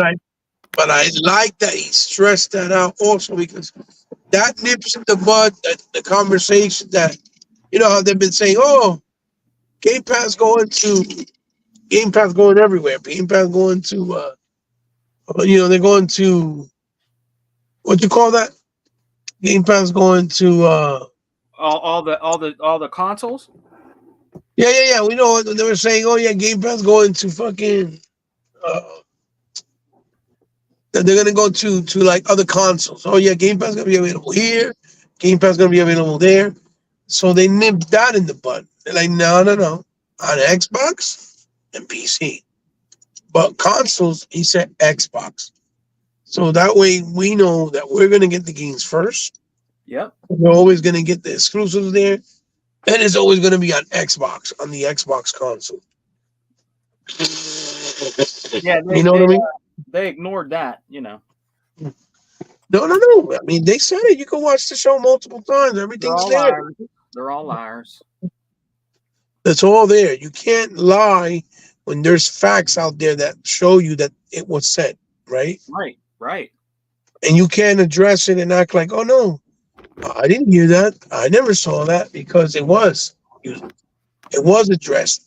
If you were there paying attention, you saw it, right? Yep. If you didn't listen, pay attention, that means because you chose not to listen and pay attention. You see what I'm saying? Yep, exactly. So, again, right? I'm sorry, brother. I'm just trying to get my train of thought. That's okay. Again, I like that they did that. Plus, if you also notice, I like that they also did two other things. One, where they confirmed that starting in March, all Bethesda games are going to come to Game Pass. They're starting with Diablo, right? Yep. Because Yeah. remember, they were like, oh no, Bethesda games are not going to be on Game Pass. They're going to come to other platforms. You see what I'm saying? Yeah. So they nipped that in the bud. They confirmed. they keep that narrative. Yeah, they nipped that in the bud and confirmed, no. The Bethesda games will be on Game Pass. And you'll have access to them, right? Which was also pretty good. And then the other one that I like that he did that a lot of people kind of like brushed under the rug and didn't really mention a lot.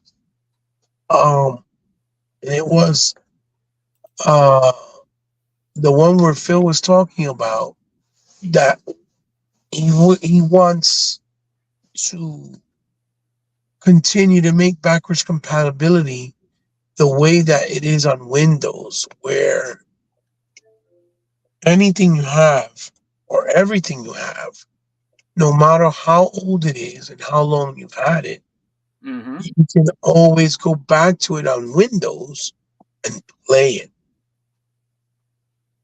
That's Right? right. That's right. That's right. He kept emphasizing that. He kept saying, I want to make sure that you can play it. And I want to bring that kind of vision, which we already tried and started, to console, the way it is on Windows. Because he said, we respect, and he emphasized it, we respect gamers' investments. Meaning the investments that we do and put in the games that we buy. Yeah. You know? He was very, very clear about that. He's like, we respect the investments of gamers. You know? Mm-hmm. And when he said that, that really gave a sense of, you know, protection. Where if you buy stuff, then you're not gonna regret it because it's gonna move forward with you. Yes. Yes. Yep.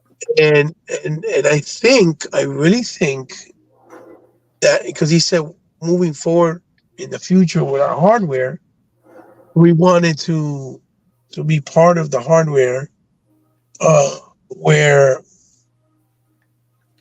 uh, everything we do moving forward with all the hardware we do, you're gonna have that freedom and liberty. So that kind of makes me feel like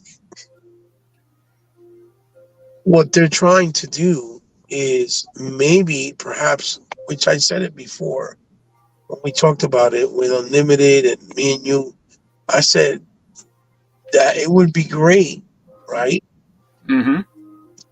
If Microsoft can figure out a way where you just play the games, right?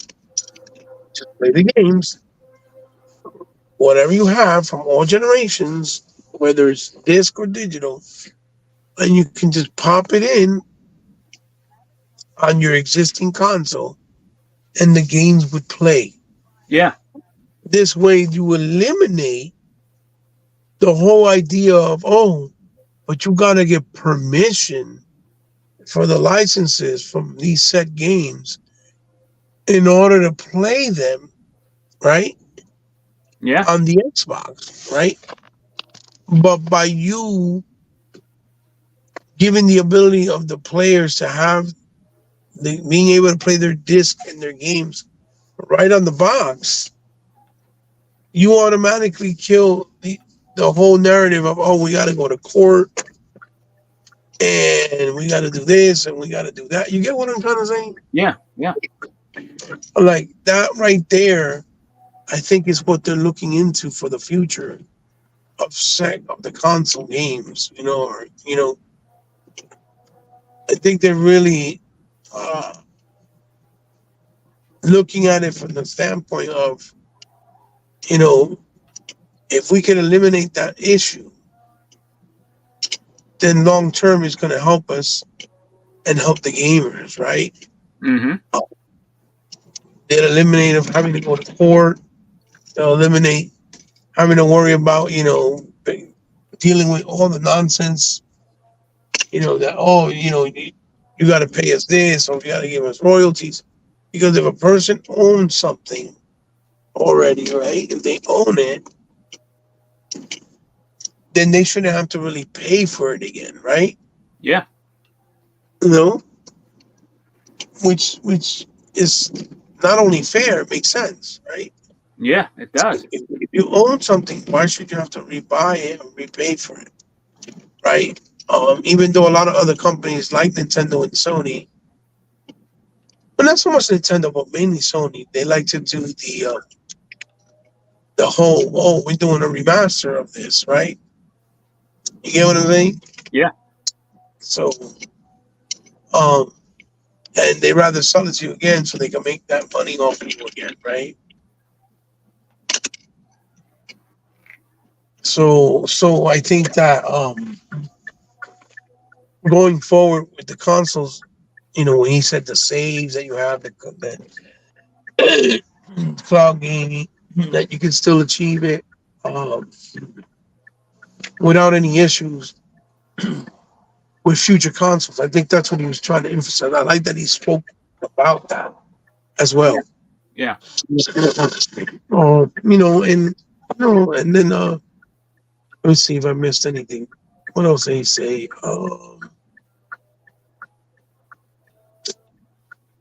I think that's it. I think that's pretty much it. Everything they talked about, Mm-hmm. I know I've been a little long-winded. Sorry about that, but I think That's all right. I wanted your thoughts. I think they were.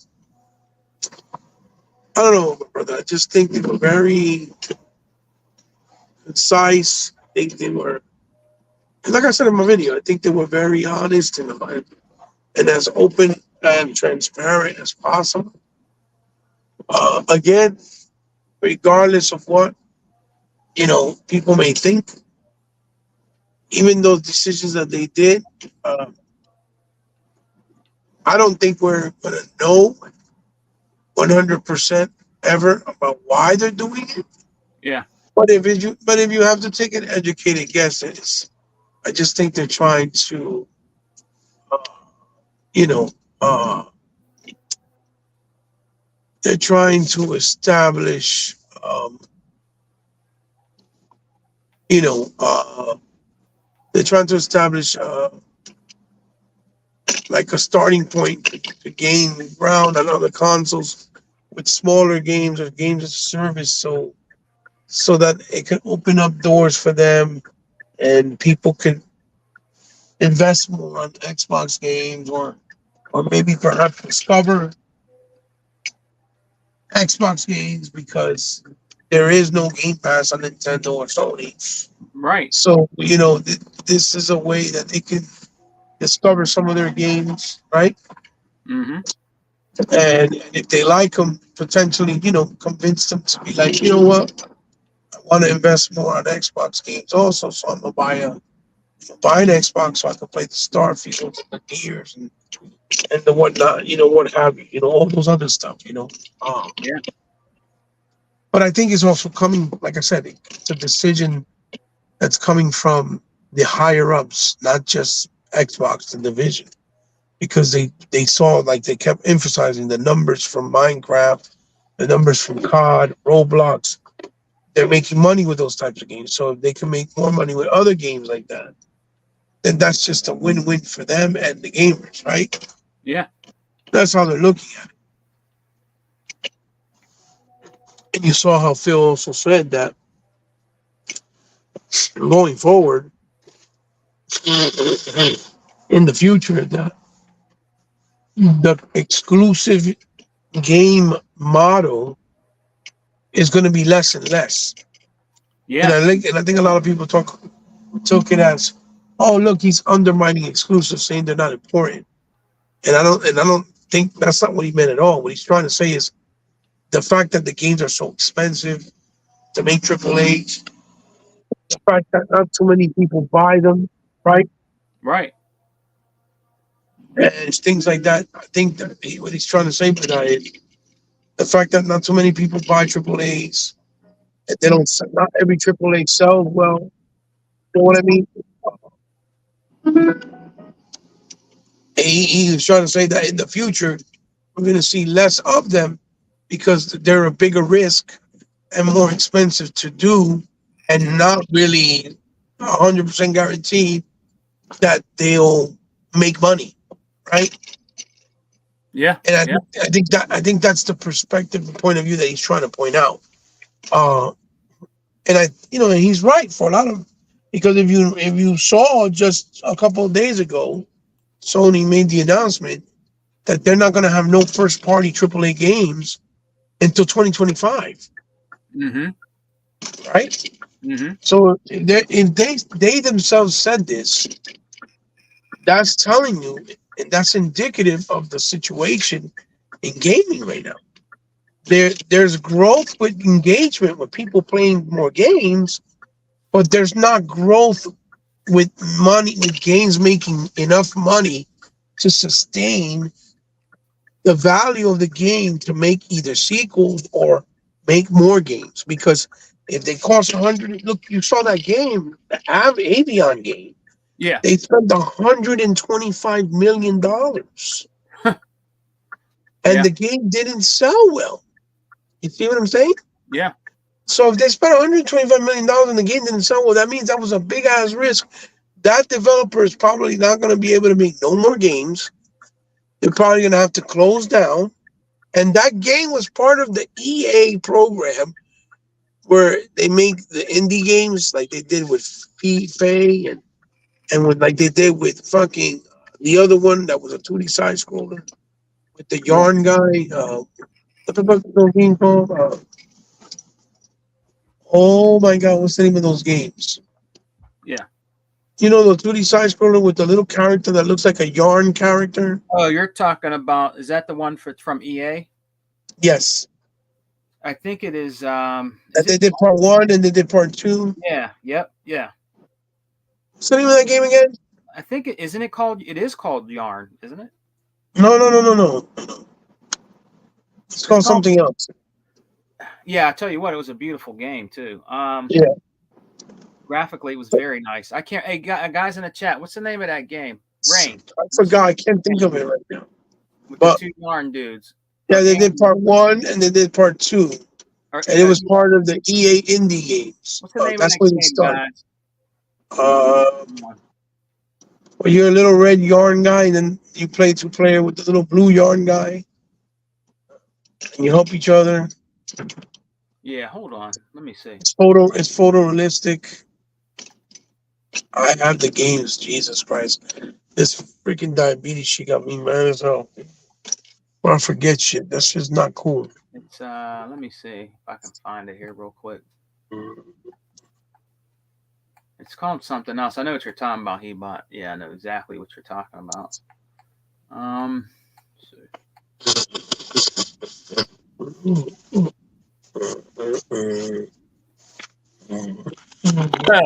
Train said it's called Unreveal, Unrival. Oh yeah. Unravel. There it is. Yeah, thanks, Rain. Thanks, brother. Thanks for coming too, brother. That's it. Unravel 1 and 2, right? So that game, the Avion one, was part of that program, and it was $125 million. Sheesh. And the game didn't sell. It didn't sell. Yeah. So that's why more and more developers are afraid to taking the risk of making games that are new IPs. Yeah. Because they don't sell. And it's a big risk. And that's why companies are doing less and less AAA games, you know? So Microsoft can definitely make more games without having to worry about it. But still, at the end of the day, they're not going to make and invest and keep making games for the games to fail, right? Mm-hmm. They're not going to do that. So when they tell you, things like, "Oh, we're gonna make certain games, but we're also gonna do these smaller titles," I think that's also part of the idea, in which why they wanna, bring other games like a Hi-Fi Rush to other consoles to help. Yeah. Because because it'll kind of maybe cancel itself out, in a way. If you know what I mean.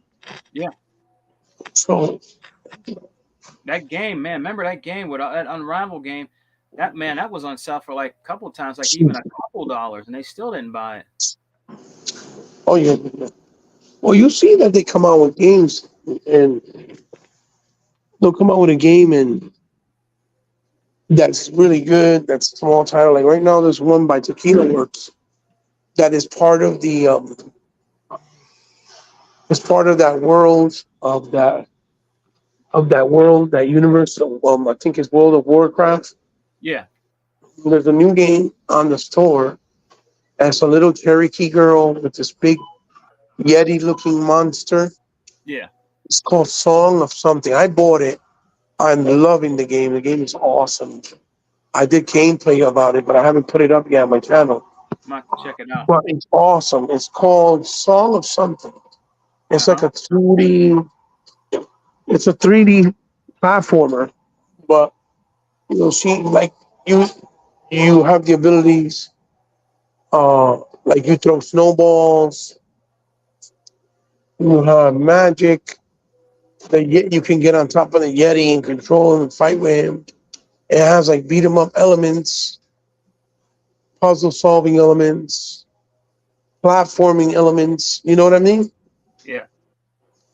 It's a really, really, really nice game. It's a really nice game, but I guarantee you a lot of people are not buying it. Probably not. Because it's $30. You know what I mean? Yeah. And that is right there part of the problem. are a big part of the problem, right? Hold on, but that's a big part of the problem. So, hold on. Dude, Brother Hebot, I think he's talking to somebody, but it is a big part of the problem, guys. I mean, yeah, I mean, some of these games that come out, yes, they're $30. You know what I mean? And even 25. Just some people, they don't want to, they don't want to pay that. They don't want to pay that money. Every game that comes out is not going to always be like $5. You know what I mean? Or even 10. But it's still a good entry price for if it's a good decent game. It's a very good entry price for that. You know what I mean? $30. I could see paying $30 for a game that I'm interested in to support and help the developers out. With their game to eventually bring us a part 2 of that game. That's the point. That's the main reason you buy games. You want to see sequels to games. So yeah, I can agree definitely with Hebon on that. I mean, yeah, Game Pass is it's a very great incentive. For us on Xbox, but we have to, we buy games. There is Xbox brothers and sisters that do buy games, and they do support the ecosystem, but we need to do that more. well, brothers, Game Pass supposed to be an option Right. that gives us the freedom, right, Mm-hmm. to play games and try them out at no risk and no extra costs, right? Right. But the idea behind Game Pass, I don't think is, just play the game on Game Pass and don't support it. I think the idea behind Game Pass is, okay, you have the ability to play it and buy it if you like it at your leisure, right? Right. And the problem is a lot of people take Game Pass and just buy Game Pass, play all the games, and don't really support certain games, right? Right. And that's also conflicting because developers need to make money, and yes, they get paid to put their games on Game Pass. Yeah. But not every developer is like Rockstar. They got paid $10 million every month just to have GTA 5, which is a 15-year-old game, on Game Pass. Yeah. Microsoft can't pay those kind of numbers to every developer, right? Especially if it's a new game and it hasn't really been discovered and hasn't really made a mark, right? It's just not making money.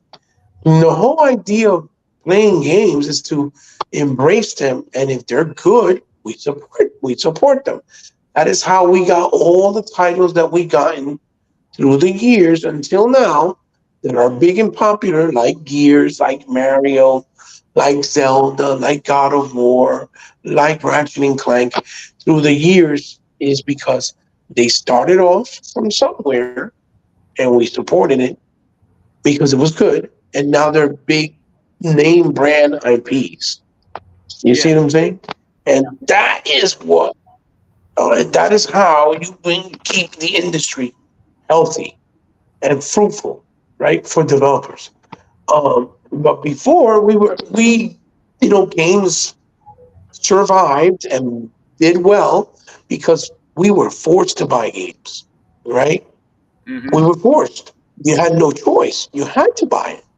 And I think in a lot of ways, it's if we go back to that, it will probably help the industry more because the problem is we're spoiled now, right?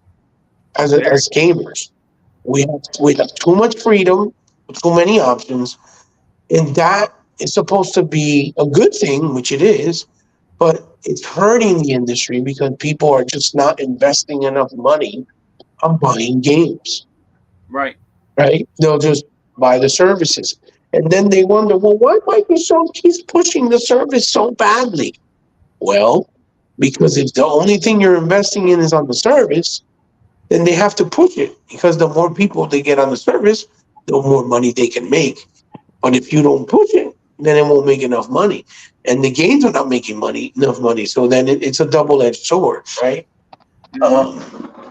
And so I think, and I really believe that That's why we're seeing all these changes. Why you see Microsoft trying to bring other games to other platforms. But don't get it twisted, brother. Mark my words. Don't get it twisted.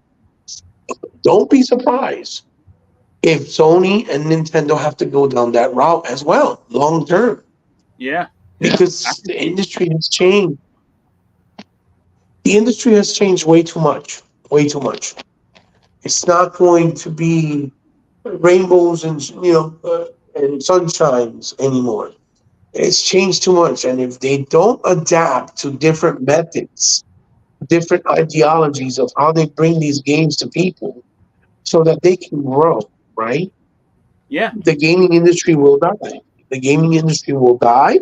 It will wither away. It will dwindle, and it will not no longer exist in the way that we know or we've been used to knowing gaming existing for all these years. It will not be the same. It'll change completely Mm-hmm. because it's impossible. It's impossible.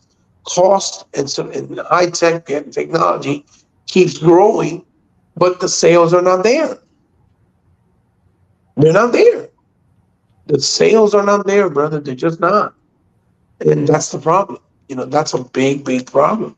Yeah. And again, like I said, now what I will tell you, as far as a negative with Xbox, because they will hear my mouth. I will make sure I point it out immediately. Oh yeah. Let's see if they bring out if they bring out Hi-Fi Rush to PlayStation, right? If that's one of the games, Yeah. and Nintendo, and they make a physical copy of that game, but don't make one for Xbox. Oh, I'm gonna curse Microsoft the fuck out. You're gonna see me. I know. I'll do it. I know. I You know. I'll do it. I know. I will call them the fuck out on Twitter. Yes, I will, or Instagram, or wherever the fuck I can. I'll catch them. I'm gonna call them out because that's our IP. We supported it first. You were supposed to take care of us by giving us the option of having it digitally or physically.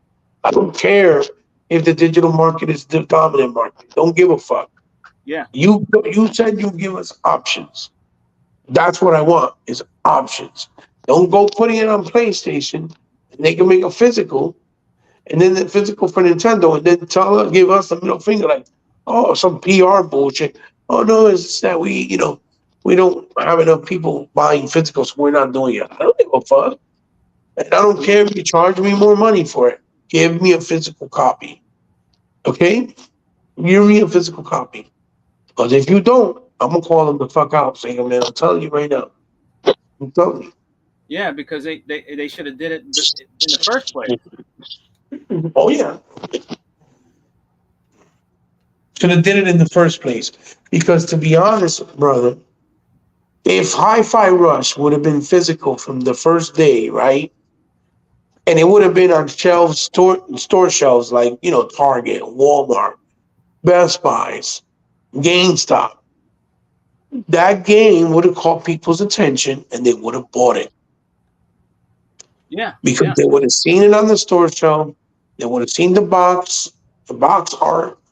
They would have read the game. They would have saw that it was critically acclaimed. That game would sell if it was on the store shelves. And that game is not there. Just like if you would have seen the Gunk. The Gunk has no physical. If it would be on the store shelf, it would sell. Yeah. Same way when they had Crossfire X. Now that game is lost forever, which is a perfect example why you don't want an all digital future, because Crossfire X, the entire campaign was attached to the internet, right? Yeah. I bought the campaign. I played the game on my channel. You can clearly see that I was playing the campaign, right? Mm-hmm. When I go to load up the game now, even though I paid $25 for the campaign, right? Yeah. Guess what? I can't play it. It says this game no longer exists. Wow. Wow. You see what I'm saying, brother? That's A crazy. game that I paid $25 for each campaign, because it's 2 campaigns. There was the good campaign for the good guys, I played it. and then there was the bad campaign, right? Yeah. And I bought both. And the campaign, to be honest with you, it was solid, very solid. It was not bad at all. It was a solid campaign. And Hmm. what happens whenever I want to play it, I can't. Now that game only exists on my YouTube archives. You see what I'm saying? Yeah. It only exists on my YouTube archives. I can only see the game and how it was, and anybody else that's interested in seeing it on my old YouTube playthrough. I can never play the game ever again. And you think that makes sense? That we pay $30, $40 for games and that we can't access them after we paid money for them? Are you fucking crazy? You Yeah. see what I'm saying? So that's what I'm saying. What is Unlimited saying? He probably talking about what I just said. Unlimited said, he say, man, I'm never on the same time. Hebot is talking about what did it say? Distribute distribution. We This, this, yeah. need to have this conversation on a stream, Hebot.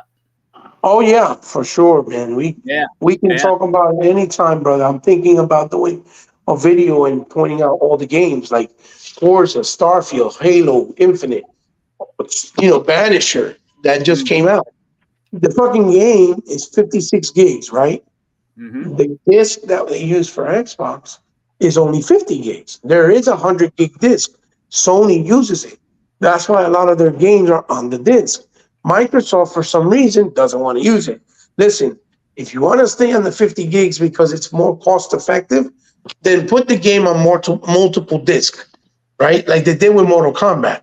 I Yeah. believe Mortal Kombat on Xbox is on multiple discs, but the whole game is on the disc.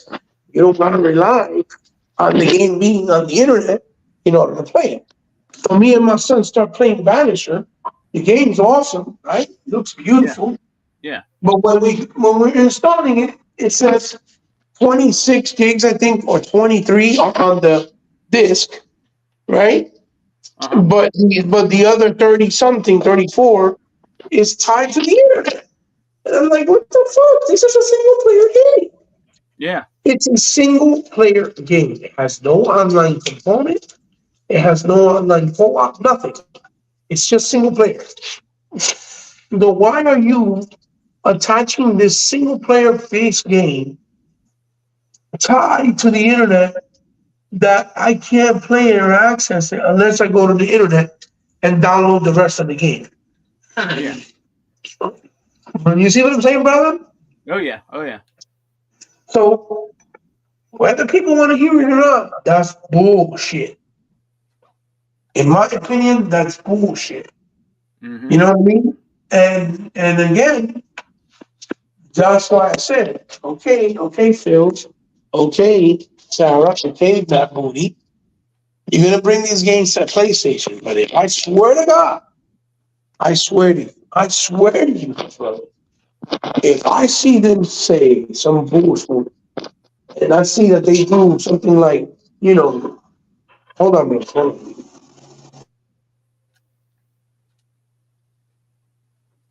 I would love to see guys. Thank you for supporting the podcast today, guys. We're really deep in the chat here.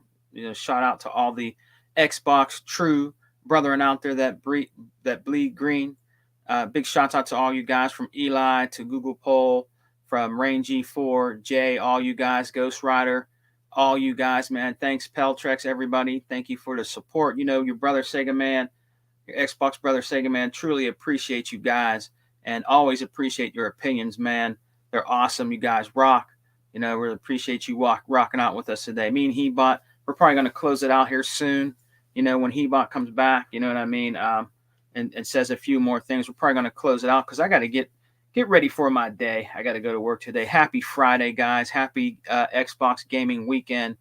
You know what I mean? Like I said, it is an Xbox world. We are on top of the world right now in gaming. I don't care what the naysayers say, man. We are on top. We are number one, and we will not be beaten, man. There is no power greater than X. You heard Sarah Bond talking about, the new console is going to be leaps and bounds in technology when that comes out, man. And it is definitely going to be the most powerful console again. We're going to have the most powerful console again, and we have the software to back it up, and we have the best value for your buck when it comes to gaming. It's a win-win. It's a bunch of those naysayers out there and toxic rhetoric pony bots that are trying to destroy, our dynasty that we heavily invested in, which is Xbox, and they can't do it. They can't do it. Phil Spencer, Matt Booty, and you, and everybody loves Sarah Bond. They can't. They came out and told us what was going on, and they're still in denial. And I'm pretty sure they're making all kind of videos. I'm sure they're doing all kind of stuff. Oh, we lost Hebot. Maybe he'll come back. They're doing all kind of stuff, to keep Xbox where it is. You know what I mean? Like he said, the big exclusives and things like that are not going to other systems, and people ran with that. And what really, really did it for me is when they all went out and said, yeah, and then I'm just seeing right now, guys, on my watch, because I have my smartwatch on, it just says here that Xbox creators of Starfield is saying Xbox Starfield is staying Xbox exclusive. I'm reading it right now in real time on my watch, guys. I just got the notification. So that's debunked. It was debunked yesterday, and it was debunked before the show because me, Unlimited, Hebot, E-Rock, all of us knew that wasn't going over there. They're not getting Starfield. You know what I mean? They want games so bad. The games we don't have, guys, because Xbox got no games, why do they want them so bad? Why is there all this validity for all these games that we don't have? I never understand, Gogopol. Can people explain that to me? I'll never understand, man. I'll never understand. But yeah, guys, we're on a roll. We're on a roll right now. That was a great Xbox business podcast yesterday. Phil put it straight. There's nothing they can say right now. After they did that podcast, guys, it got real, real quiet out here in these gaming streets. It did. It got quiet. Like I said earlier, you can't even hear a mouse piss on cotton, brother. It got quiet. Phil Spencer, Sarah Bond, and Matt Booty made them shut the hell up. I don't know for how long, but it got quiet. They ain't say nothing about it. How come listen, guys, how come they're not out there complaining about PlayStation going multi-plat, but they're over here bothering me and Hebot and E-Rock, you know what I mean, and Unlimited. Let me get my brother Hebot back on. He's back in. Hold on. What's up, brother?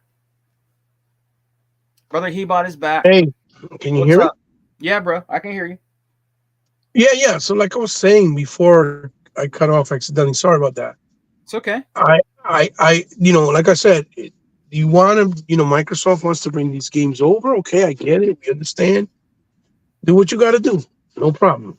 But if I see a copy of Hi-Fi Rush physical on PlayStation and Nintendo, brother, Sega, man, I told you.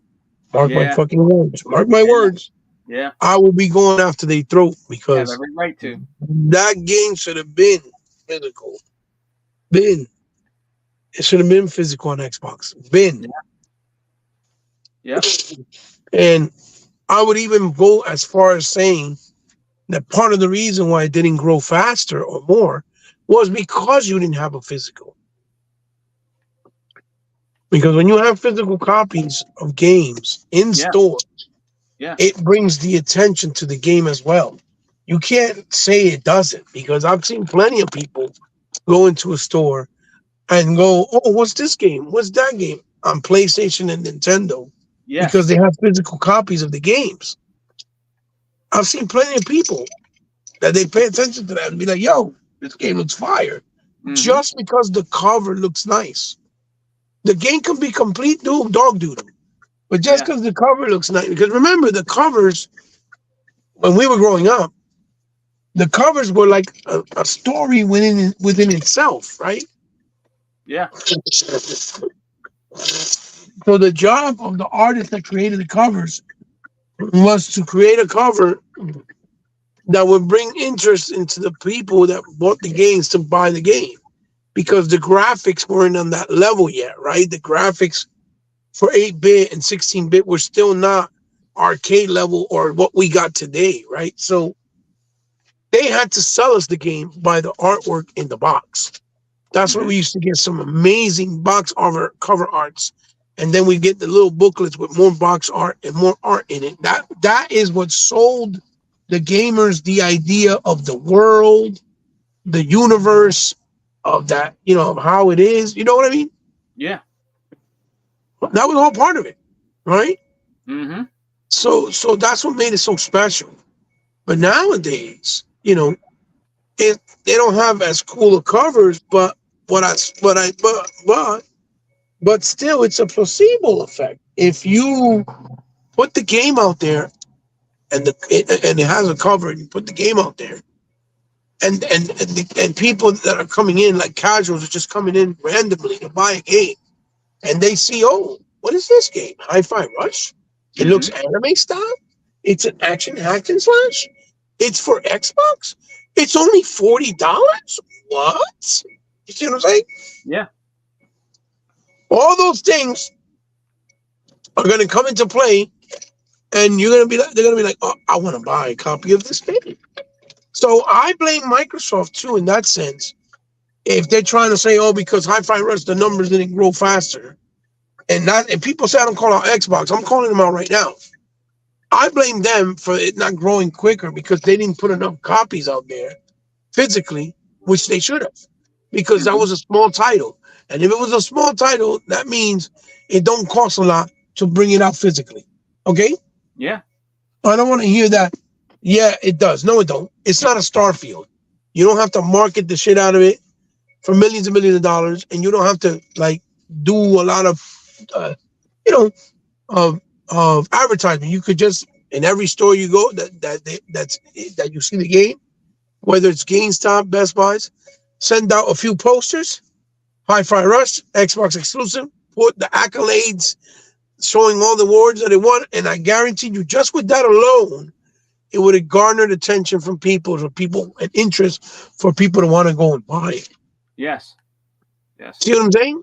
Yeah. So if I see a copy of that shit physical, I swear to God, Sega Man, on fucking Nintendo or PlayStation, I will call out Phil and the whole team on Twitter. I'm telling you. I know. I'm going to call them out. I'm going to tag every single one of them every time for months. I don't care. For months until they get it. Yeah. Because we needed a copy of that physical. We deserved a copy of that physical. I would love to have a copy of that physically, really. Yeah, absolutely. Absolutely. So, and it'll fit in the game because it's not a big game. It's not a lot of gigs. Mm-hmm. You know what I mean? There's no excuses, brother. If you could put it on Nintendo and PlayStation, then you could definitely put it on Xbox. There's no excuses. I don't want to hear it. I don't want to hear it. And for those of you that say I don't fucking call out on Xbox, I'm calling them out right now. The same way I've been calling them out about putting fucking Forza, Halo Infinite, flagship titles, Starfield, on fucking half the game on the disc. Like, no, we don't own this shit. I'm not paying $70 fucking for a game that I don't own. Yeah, and you have every right to be Right. that way, brother. I bought every Forza. I have bought every Halo, and I could show it and show the proof. And I have bought, and I definitely never bought Starfield because it's new, obviously. But you get what I'm saying. I bought every Forza, every Halo, and every Gears. And I did not buy Halo Infinite, and I did not buy Forza, the new one, the Forza Motorsport. Because when I found out that it wasn't in the disc, I said, fuck that. I'm not buying it. No, I'm principled. I'm not. I'll play it on Game Pass, but I'm not buying it. No. Because you're not going to fucking force me to buy something digital if I don't like digital. That's right. You should have. You're not forcing me as a consumer to buy digital. You're not doing that. I run the show. I run my own taste. I'm the one who runs my business and how I do it. If you're not giving me the game physically, then I'm not buying it. Yeah, I agree. You can't force me to do shit. I ain't doing shit. You release the next Hellblade and every game you release and you don't make it physical and it's not on the disc, I'm not buying it. I'm not. I agree. Not. And then they could say, oh, but the physical sales are not up. Why? Because you're not being responsible either. You're not admitting that you're not putting all the games on the disc. I guarantee you, if all the games were on the disc, people would actually buy the physical copy. That's why they're not selling, because they found out, oh no, it's not on the disc. Oh hell no, I'm not investing. You bugging? Like, come on now, let's call it spades a spades. Xbox, you can't be bullshitting either. No. Fuck what you heard. Fuck all that. Cut the bullshit out. Look, right now, I'm in front of GameStop. Are you? I'm about to buy and pick up my copy of Flashback 2. Oh yeah. Because it's on the disc. I've been pre-ordered it, Mhm. and I'm about to pick it up, just like I did my Messenger, my Smurfs 2.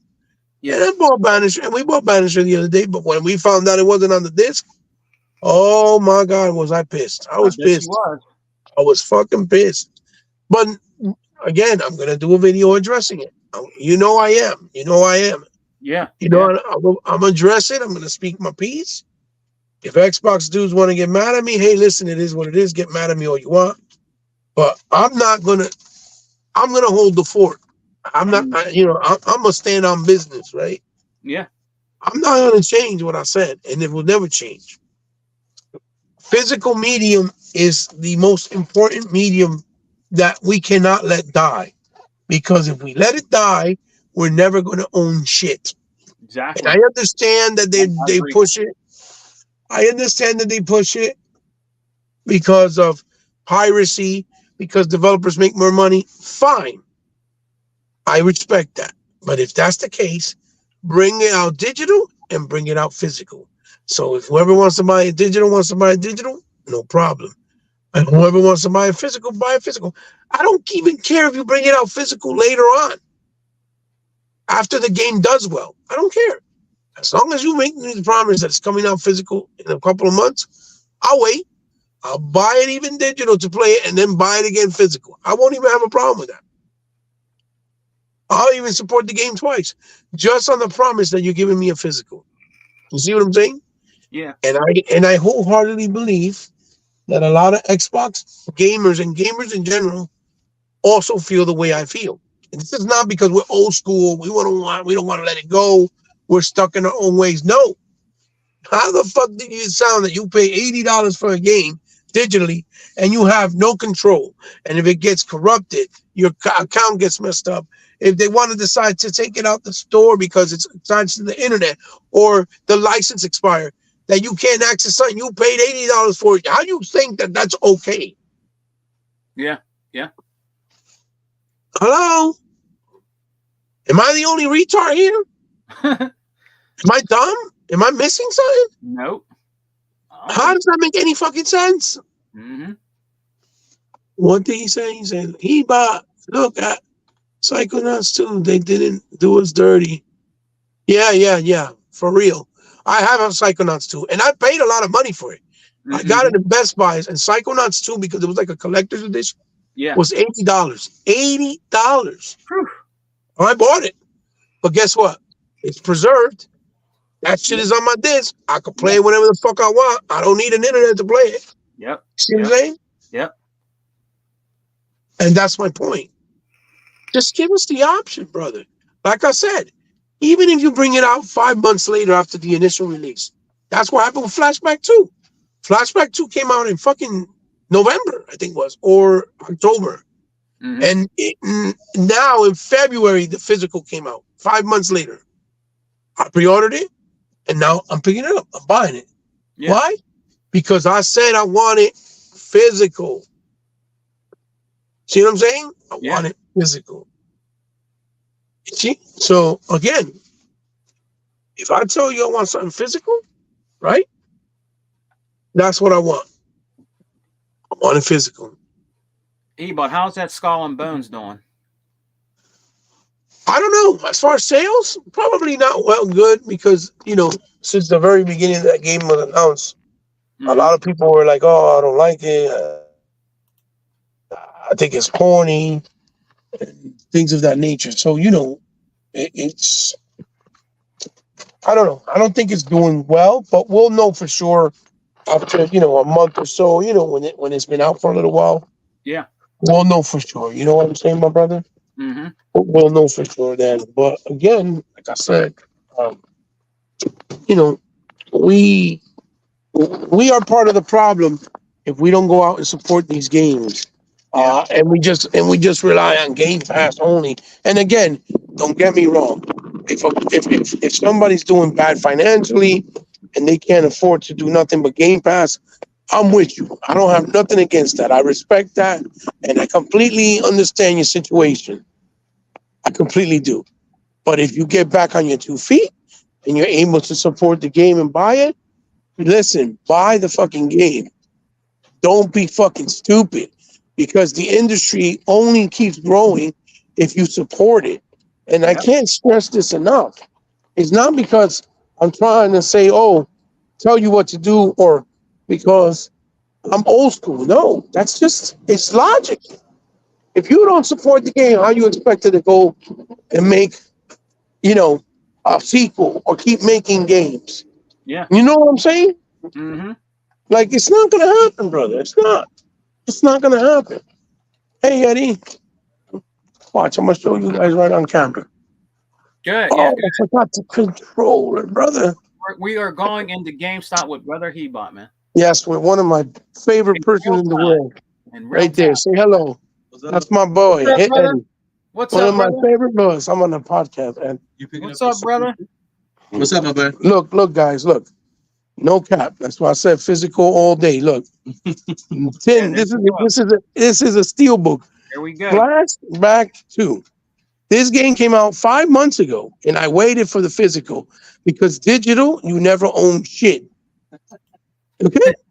You don't own it. You just don't. Yeah, bring it up. All right, guys. So listen, brother. I'm gonna let you guys go. All right, man. I'm gonna handle my business. All right. Okay, and love you guys, and thank you for listening to Brother All right. Hebot talk a lot of shit early in the morning. You know it comes from a place of the heart. I love Great. That's gaming. right. It's my passion, and I just want it's what's best for gaming. That's it. That's right. But we can't be complaining if we're not supporting these games. Mm-hmm. You can't be complaining. You can't. You know what I'm saying? You just can't, because it's not meant to be played for free only. Like, we gotta support them. It is what it is. So, brother, I'll talk to you later. All right? Thank All you right, for brother. having me on. I'll hit you up later, brother. Yes, no, for real. Hit me up. I'll talk to you soon. Peace, bro. Peace, my brother. All right, guys, we're gonna end the show. Hey, we got a little we got a little show with our brother Ebot, you know what I'm saying? In GameStop. But I want to thank Eli, Google Poll, Rain G4, all you guys that support our podcast, not just mine, but Unlimited Productions, Hebot, all you guys. Eli, you've been on fire, Eli. Please come back and rock out with me, man, in my podcast, Only Xbox, man, and the Unlimited Truth. The Exile podcast. I want to tell you guys before I leave, me and Brother E-Rock are going to be doing it in March. We're going to be doing the Exile podcast two times on the weekend. Then we're going to go from there and see how it works out, man. But the Exile is back. I know we haven't done one in a long time.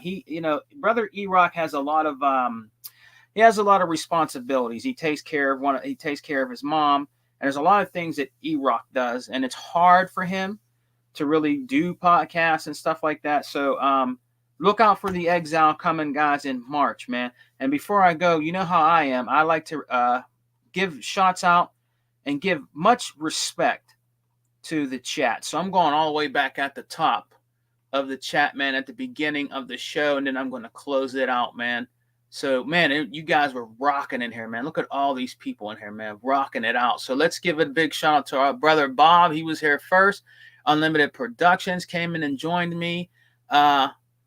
Macaulay, brother, I have faith for you, man. I have hope in you, man. Don't believe the hype, brother.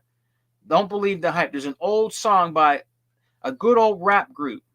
Do you know the name of that rap group? Public Enemy. And our brother was singing it, man. man, who was it that rapped that? I can't think of his name. Flavor Flav. Don't believe the hype.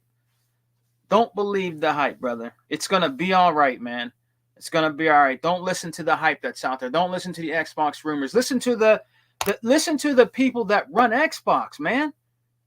Listen to brother Phil Spencer, sister Sarah Bond, and brother Matt Booty, man. They're not gonna come out and say and lie on YouTube where millions of people are watching, bro, and lie about Xbox. Why would they do that and tarnish the company and make themselves look bad? That's just ridiculous, and it's garbage. And if you believe people out there that are saying that, then you were never a true diehard bleed green Xbox fan, brother. All right, so let's give a big shout out to Macaulay, man. Deploy 619 that plays games and says names. This brother got like 10 million Xboxes. Xbox Series S and X, my brother be rocking out the Xbox, man. Retro Fusion, big shout out to Retro Fusion. He does shorts, he does videos, he owns a Switch, he owns a PlayStation, and he gives his opinion on each system, and he does shorts on them, and he does videos on them. He's a true gamer. He's a true gamer. He rocks out all systems, and I respect his opinions that Retro Fusion has to say. He's part of our community, so big shouts out to Retro Fusion. Lewis Frag, thank you, my brother. That's always been supportive of me and all of us. Toolman55, man, always on fire. We really thank you, man, for being a part of a true Xbox gaming podcast. All of us that you support. Shouts out to Direct Gaming, with our brother New Legal. Big shouts out to him, man. Big shouts out to Brother Legal and his podcast and his crew. What's up, brother Legal, man? I appreciate you, brother. I really do. Good. Hey, man, you're doing great, brother Legal. You got a great podcast and show, brother. And he's a true Xbox fan, man. Brother Legal. Go check New Legal out, man, with Direct Gaming. Big shouts out to Eli that's been on fire, man.